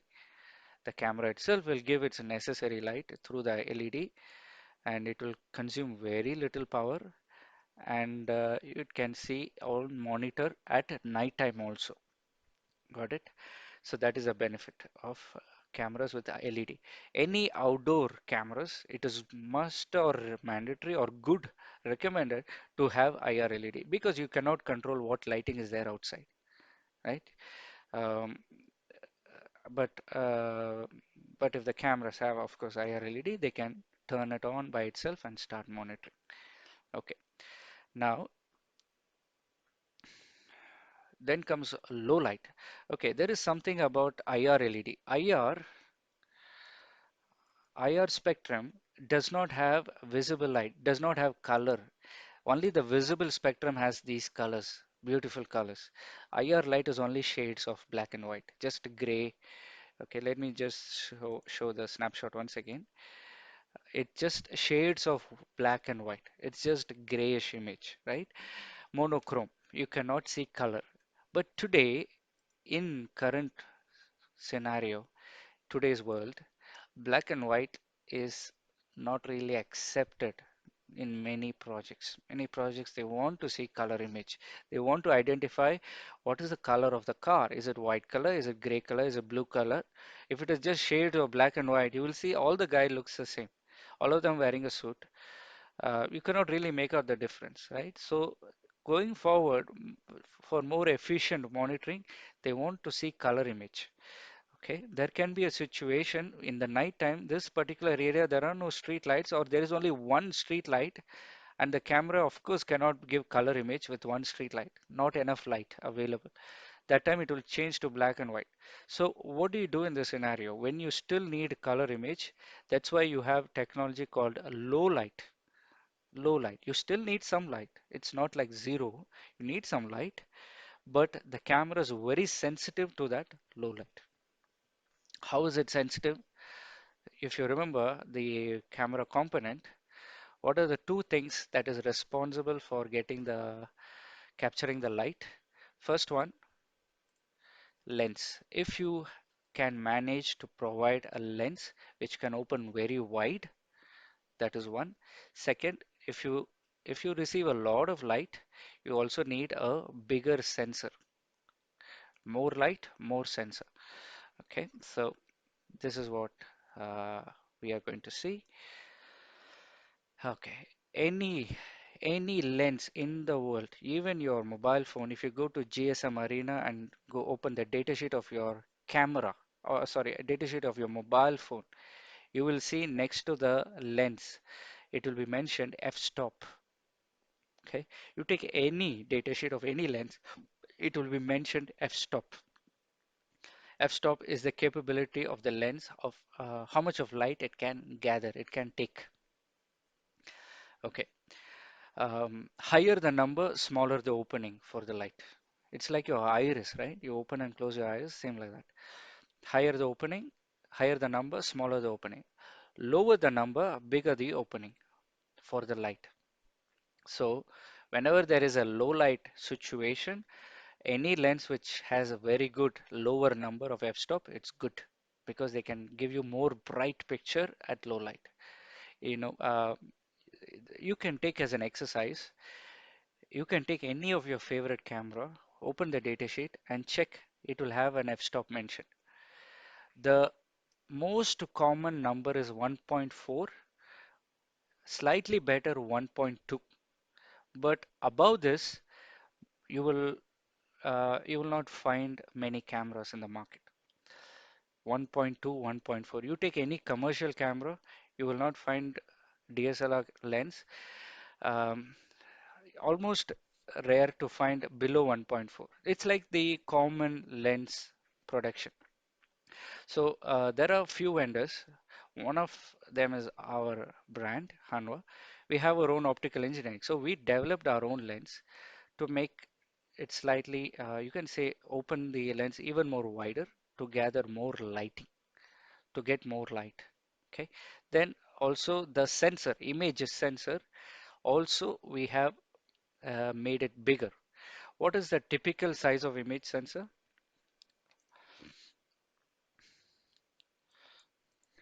1 by 3 inch or 1 by 2.8 inch. These are the typical image sensor size. What is 1 by 3 inch? Uh, okay, here we go. Just a second.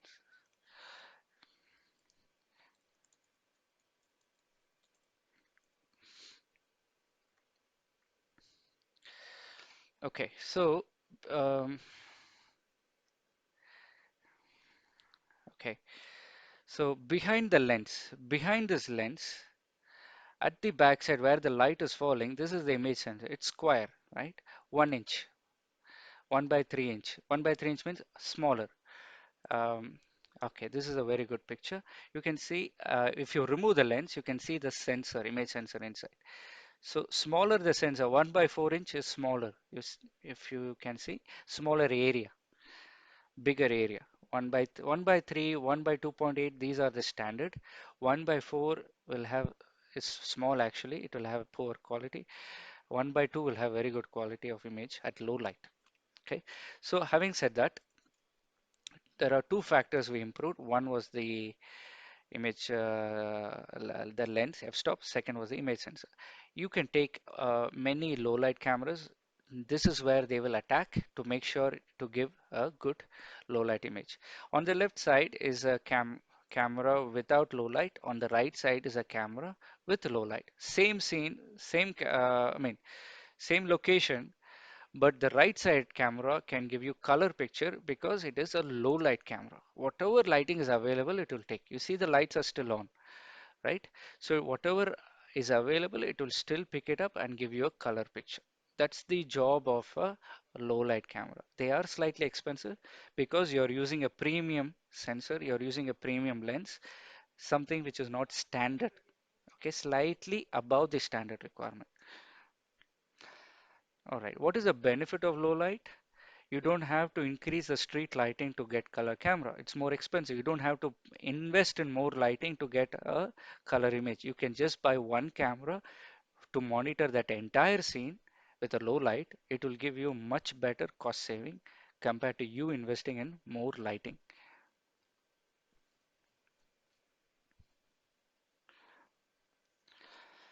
Okay,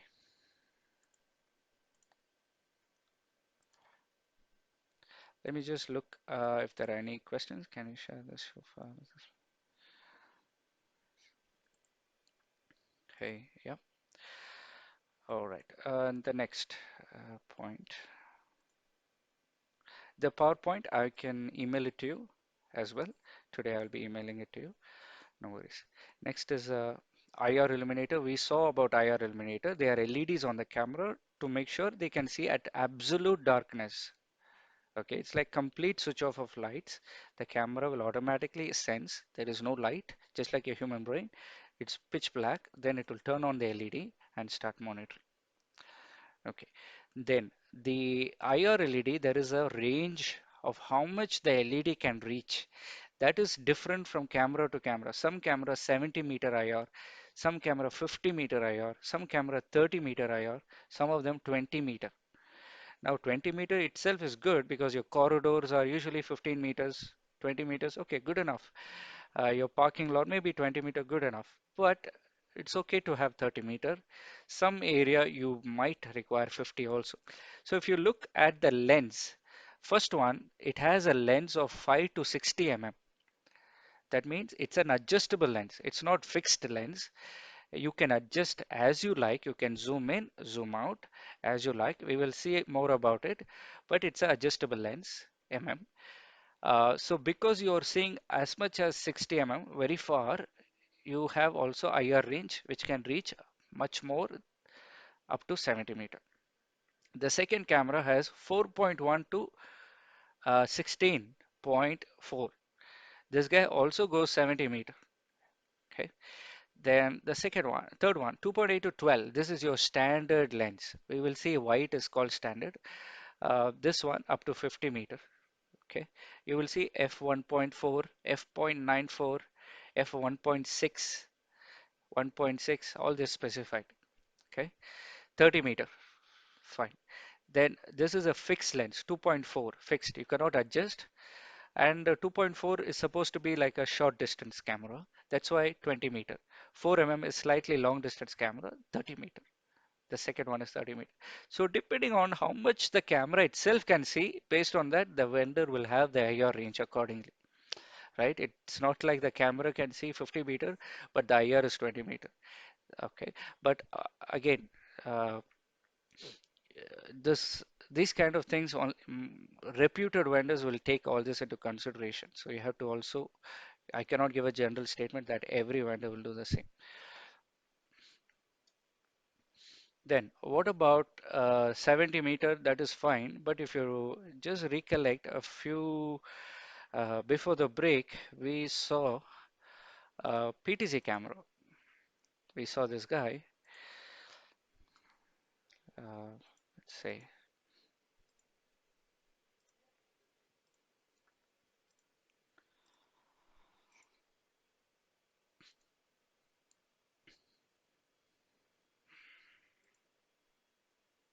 okay, we have to turn on WDR. But anyway, now it changed to the outside view. It's now 6 kilometers. If you can take Google Map from our office to the port area is around 6 kilometers. Now, if I have to see this at night time, if there are lights, okay, it will see. But if there are no lights, how will the camera see at a very long distance? All right. So in order to see very far with a PTZ level camera, you need IR beam which can move with the lens. So this is a, you can see this image. There are two LEDs on top of the camera and there is a lens. When you zoom in, the IR beam also zooms in. When you zoom out, the IR beam also zooms out. So this is how you achieve variable zoom IR. Okay. So depending on how much you zoom in, the IR beam zooms. Depending on how much you zoom out, the IR beam also zooms out. You got it? So this is how you reach longer distance with IR. So you don't need too many IR LED, right? You just need two LEDs and with the lens, you can achieve greater distance. Okay.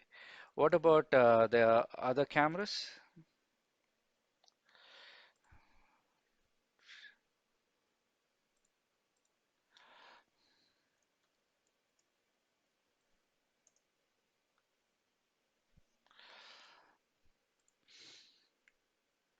Even in these cameras, each LED will have slightly different spec. When you zoom in, automatically a different LED will kick in, and it will be responsible for long distance. That's why there is more than one LED for short distance as well as long distance, and to make sure it covers the entire image, called uniform coverage. So it's called uniform coverage. More LEDs to make sure it covers the full scene, right? So these are small factors that improve the image quality. Next is we talked about WDR, too much light from the sun, camera should still see. Then we talked about IR light, no light, camera has to still see IR LED. Then low light, there is some amount of lighting and you need color picture because IR will give black and white. As you can see here, again, IR gives you black and white, but you need color picture. In that case, you would need a low light camera. Okay, done. Then last one is thermal camera.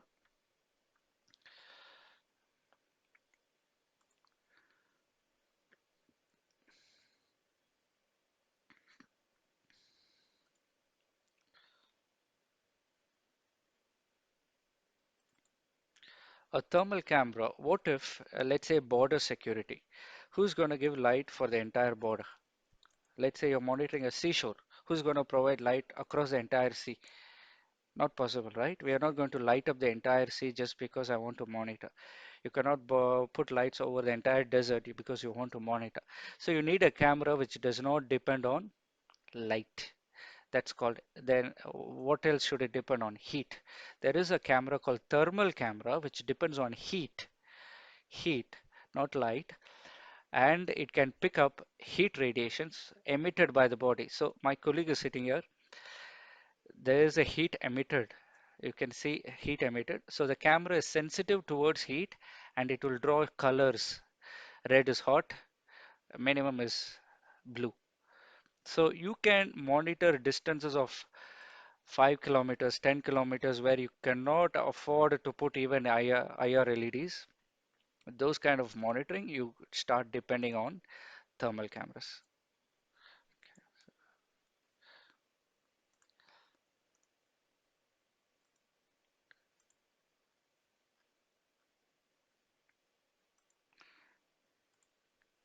So thermal cameras can see up to 3 kilometers, some can go 5, some can go 10 kilometers, depending on the lens, right? They look almost the same size, but they depend on heat. Because they depend on heat, they can go at a very far distance. Also, there are some calculations why it can go very far, but we don't have to cover that today. But generally speaking, thermal cameras are quite capable of covering large distances. And it's shades of black or shades of rainbow color. So you have to complement a thermal camera with a PTZ. So when the intruder is coming nearby, you can zoom in and see who is the person. Until then, the thermal camera will do the job with, with above the range of a normal visible camera. Okay, thermal camera, they have now new features such as spot temperature monitoring, actual temperature monitoring. So you know whether it's a human being or whether it's a car, depending on the temperature range it monitors. Or if you're monitoring factories, you can see if something is going to explode or something going to fail, the temperature increases. So it can be used for other operational purposes also. Anyhow, thermal camera depends on temperature. All right. And we are coming to a close for the first day.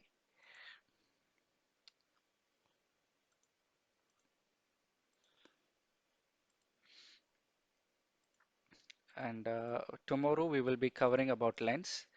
And in the next few minutes, let's close the f-stop because we already covered f-stop. And I can give you an example here. F-stop is the lens. F1.4 means more opening. F20, F30, they are smaller opening. Okay, so here, let's,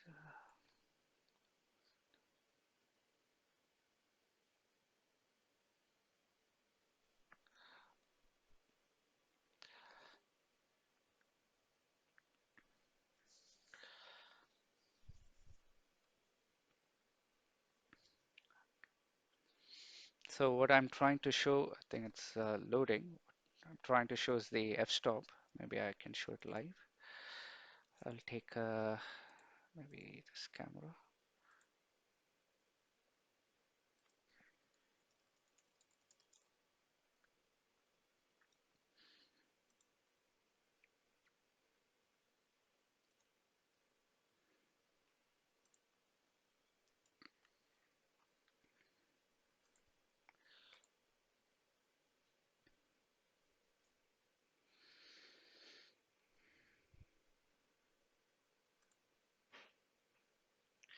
All right, so let's understand how f-stop works. Iris, opening and closing of the eye of the camera, it is done automatically by a motor called DC motor.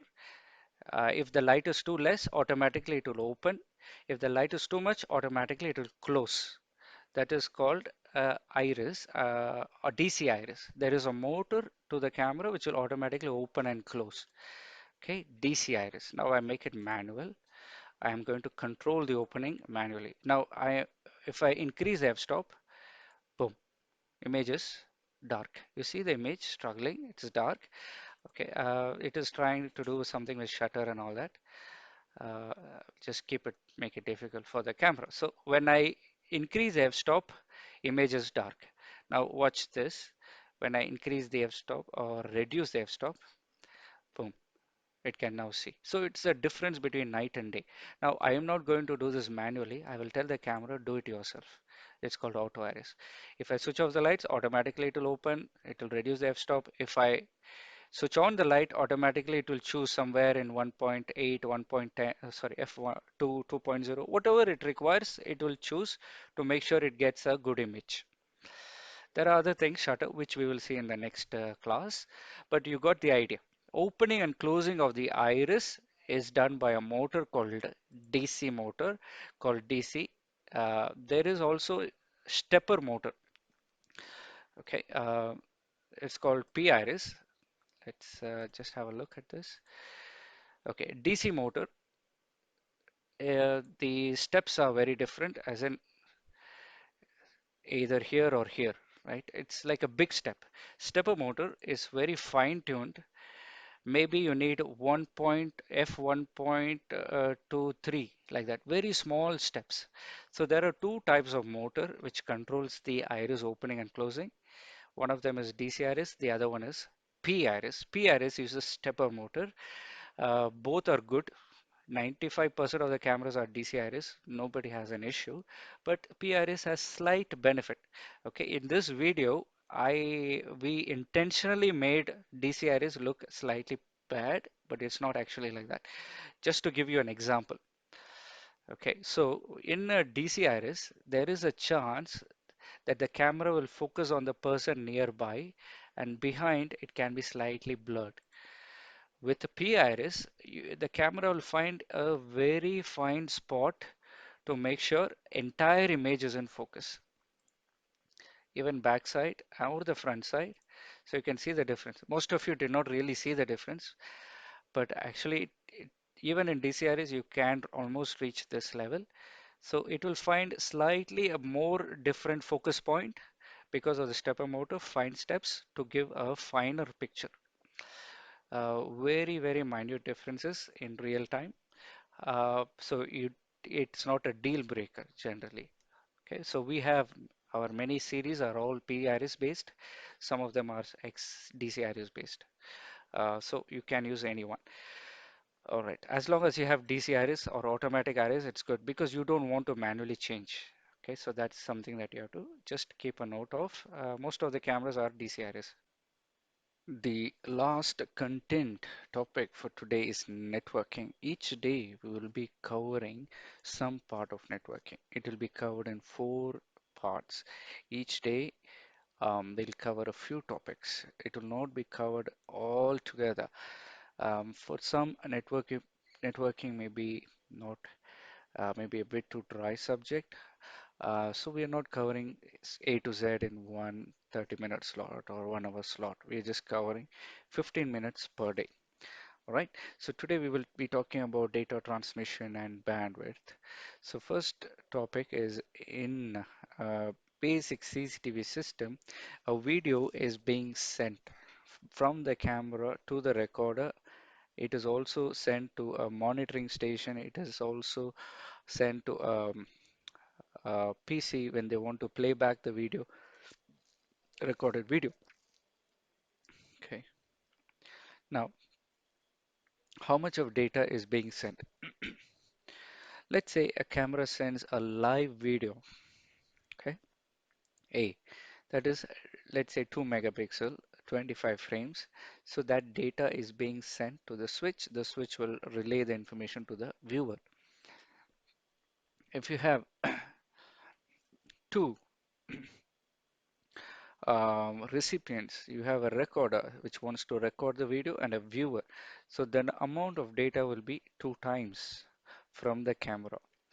Even though you are only seeing 2 megapixel 25 frames at both end, but the amount of data that you're taking is actually 2 times from the camera. There are other ways to do this called unicast, multicast. We will see it in the future slides in the coming days. Okay. Let's say if you have 3 cameras and there are 2 recipients, then each will be sending 2 times the data. All is aggregated by the switch and sent back from another switch to the recipient device. Okay, let's say a new request. The PC wants a playback, all 3 cameras. In that case, it will only play back 3 cameras. It is being recorded here, right? That same data is being played back, maybe an yesterday's recording. It is being played back. So the amount of bandwidth going back or the transmission data will be 1, 2, 3, which went and recorded here. That same amount of data is getting sent back to the viewer during playback. Okay, a typical networking diagram of a CCTV system would look like this generally. Okay, so it will start with the field device, that is network cameras. The network cameras, the network cameras are the ones taking the video and they have to send it to the recorder. So the recorder is located here. Okay, you can follow my mouse. The recorder is located near the same location, you can say.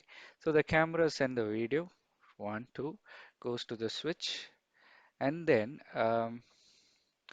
the switches are connected to a central, you can say central core switch or a central switch where all the switches itself are interlinked. So the data from the cameras go to point 1, then point 2, then goes back to point 3, sorry here, and then it goes to the recorder for recording. So the cameras record on the switch one, send the data to switch one, then goes to core switch. The core switch sends it to another switch here near the recorder, and then the data gets recorded. Okay, this is a typical CCTV diagram. We will be talking in the future slides about Cat6 cable, what is a layer 1 switch, layer 2 switch, layer 3 switch, what is fiber media converter.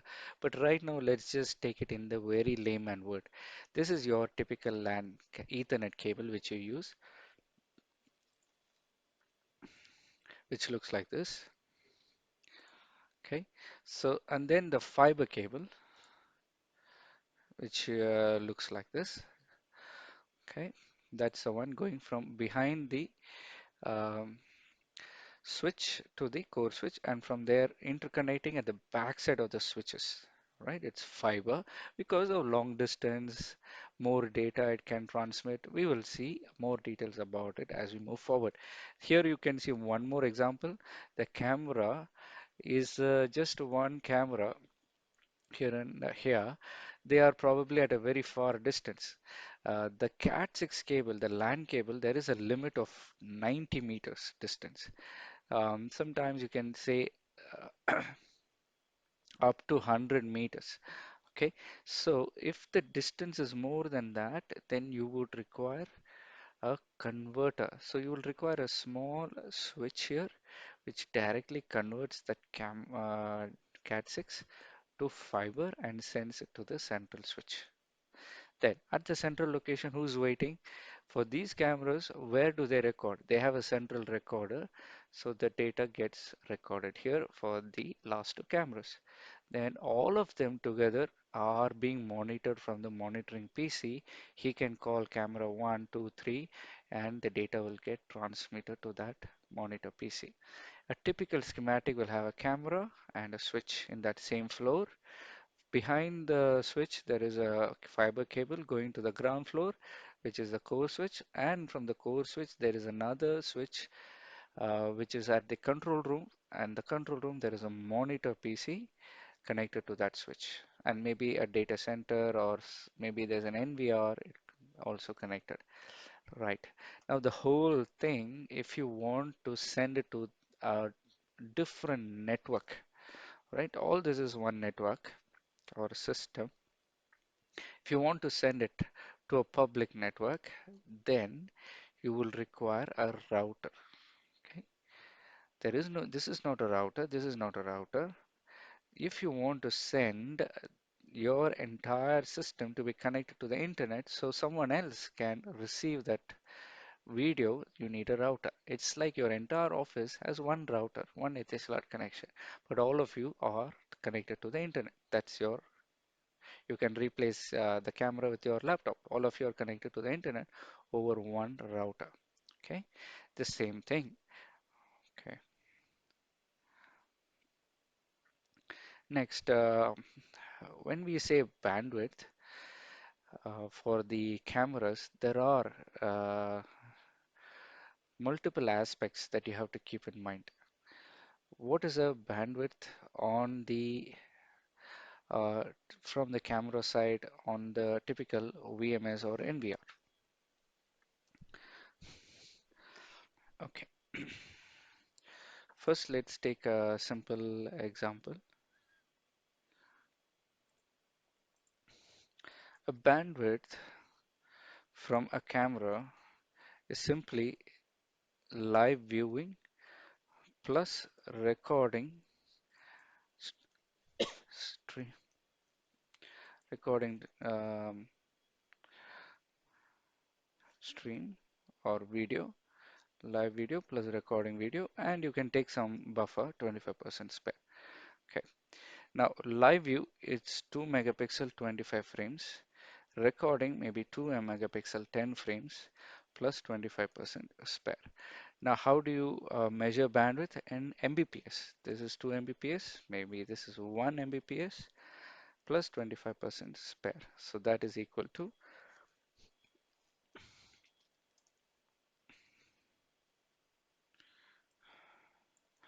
2 plus 1 into 1.25. So roughly, we can round up and say each camera takes 4 Mbps or sends 4 Mbps of data, provided you have one monitor PC and one recorder. All right. Now, now let's look at this. A camera can send the traffic to an NVR for recording. The NVR can also have a monitor connected to it, network video recorder for viewing. Then you may have another platform for viewing the monitor. So that could be one traffic. And you may have another location where you're viewing groups of cameras together in a very small screen. I mean, in a small layouts. So that can be possible. Maybe it's a mobile application. So that will be another stream. So camera can send multiple um, type of resolution and frame rate as per the recipient requirement. Okay, so each of them they have a different set of frame rate or resolution or codec. We will be seeing about it more in the coming days and you will understand that. But right now, just remember between 1 and 2, the resolution has changed and frame rate has changed. Between 1 and 3, resolution frame rate is same, but the method of encoding the video is different, H265. So that means the camera has to generate a new profile. It's not copying the first one, it is creating another entirely new stream in a different format. Okay, so it's like MP3 format, WAV format. It's new two different formats. Okay, we will be understanding more about it in the coming days. Okay, now what the camera sends and what the switch sends. This is called your download, how much the cam switches can receive, and this is the uplink from the backside. And the switch itself has certain specification. Each port, it will say I cannot take more than 100 Mbps. So your camera is 4 Mbps, it's okay. Sometimes it will say each port cannot take more than 10 Mbps. In that case, if you have a 4K camera, maybe a problem. So depending on the switch, but today most of the switches are 100 Mbps per port or 1 gig. Okay, now even though each is 1 gig, what if you connect all of the ports with each 1 gig data? So that's like 24 gig. So at the end, backside, you should be sending 24 gig. That's why mostly it's fiber, which has more bandwidth. Okay, now generally 24 gig you will not find commonly. Most of the time it is either 1 gig or 10 gig connection. Okay, because it's 24 cameras into 4 Mbps. Roughly, it's like less than 200, 300 Mbps. So you 1 gig is more than enough to send at the backside. Okay. Now, cable also depends. The camera to switch, there is a cable.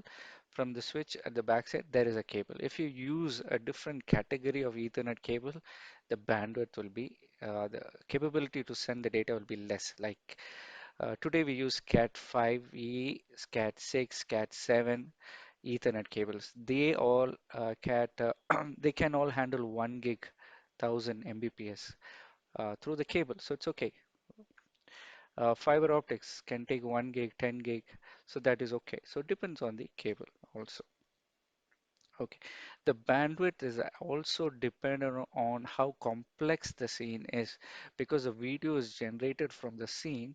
If the scene is too complex, a lot of data needs to be generated and that data can take up more bandwidth. Here is a complex scene. At the bottom is a simple scene. Simple scene will require less bandwidth. Okay, again, on the second column, you will see at the bottom, the video is very clear.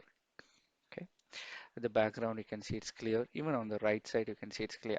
Compared to this clear video, if you have a very noisy video is when the light is very poor, which you would we will be seeing in one of the days on how to fine tune the settings, exposure settings. We'll be covering this. So when the noise is high, that's like extra unnecessary data. So that will again increase the bandwidth. Okay, so scene number three, it's a dynamic. Again, dynamic means a lot of movement. That is also complex. Take and more details, so it will take more bandwidth. So not all scenes are same. You will see in many storage calculators scene, office scene, store scene, railway scene. Depending on that, they will automatically increase the bandwidth in the estimation tool. So you should never take idle scene throughout your project. Maybe it's not possible, right? Certain hotel entrances are busy, exhibition halls may be busy, airports are always busy. So based on that, you should choose a right scene when you're doing storage calculation. When we do that, I'll be explaining that part. Okay, then okay, we'd like to understand also one more point from the camera. Camera, there is a word called profile and profile basically. Profile is a combination of resolution and frame rate as well as codec. When you see one camera in 2 by 2, let's say here I'm seeing four cameras. In this case, I'm only splitting the monitor into four. I can see full resolution. But when I'm seeing multiple cameras on one monitor, then it does not make sense to see in this small area of 5 megapixel. So I can reduce the resolution for that scene. So I have an example here. If I'm seeing just one camera,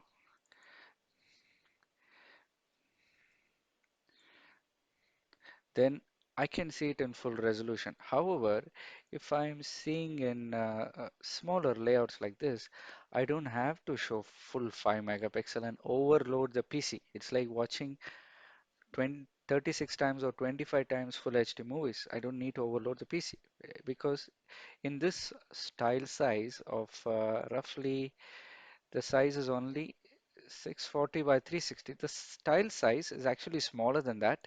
So in this reference, in this style reference, you don't have to push 5000 pixels or 2000 pixels. It doesn't make sense. That's why we take one more profile from the camera, one more resolution, a lower resolution, which will match the size of the tile. This will allow the PC bandwidth to reduce. It's called dynamic switching, optimized to switching of resolution during display. So based on that, the CPU percentage also will be sufficient. If we do this, we can see even 100 cameras in a standard PC. Okay. All right. Just to summarize, there are other things which we'll be covering later on. This is about codec, resolution, frame rate, UV length, bitrate control. We will be seeing about this in a different day, and then we'll come back to this topic. First, we will try to understand each and every word, and then we will come to this. Okay. Um, Next. So here, every camera on the web page, we can click on a button called information button and figure out which codec is being sent, what is the bandwidth being sent at the moment, what is the frame rate being sent, how many people are using that video. All that information is available from the camera itself. All right, each camera you can find that status information. There are other tools also to observe this information. You can see who is the one receiving. It's received by an IP address 10.33. Okay. All right, so that brings us to the end of today's class for the day, networking. So if you have any further questions, you can post it in the chat window. The session is completed, so please feel free to disconnect anytime.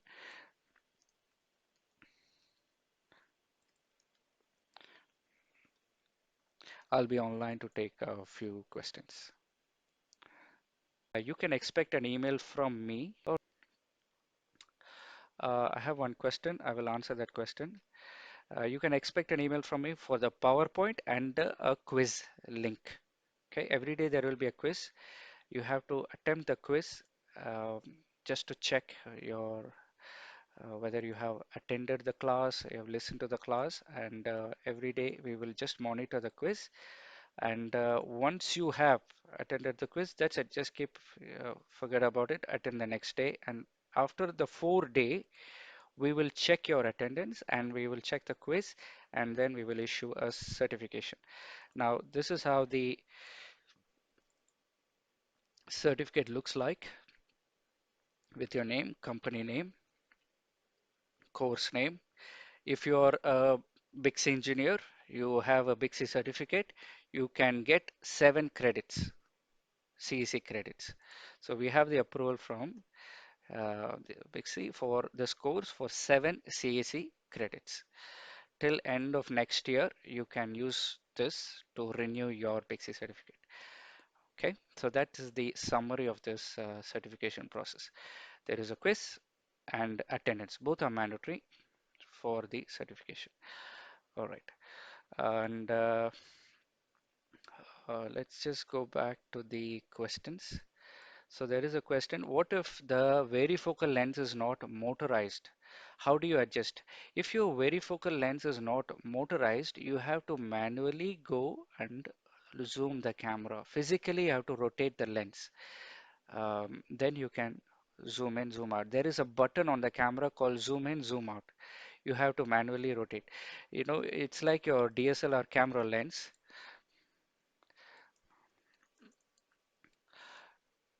So this lens, how do you zoom in? You rotate manually, right? Same way in the camera also you can rotate, zoom in, zoom out. Only thing you have to do it manually. There is no digital button. It can be done. It is still a varifocal lens, non-motorized. You do it manually. Okay, will the low light camera still have IR? Yeah, IR will still be there in a low light camera because that camera is designed for those kind of application. In worst case, it will switch on the IR and go to IR LED mode.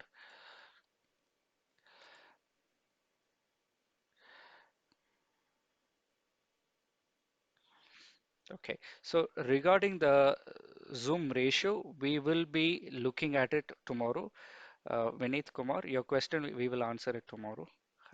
The optical zoom ratio, because it will be covered in the next class. The course has been recorded, and the recording also will be shared with you for your references. All right, thank you so much, and feel free to be in touch if you have any further questions. If there are any further questions, I'm online. Meanwhile, the session is completed, and you can disconnect anytime.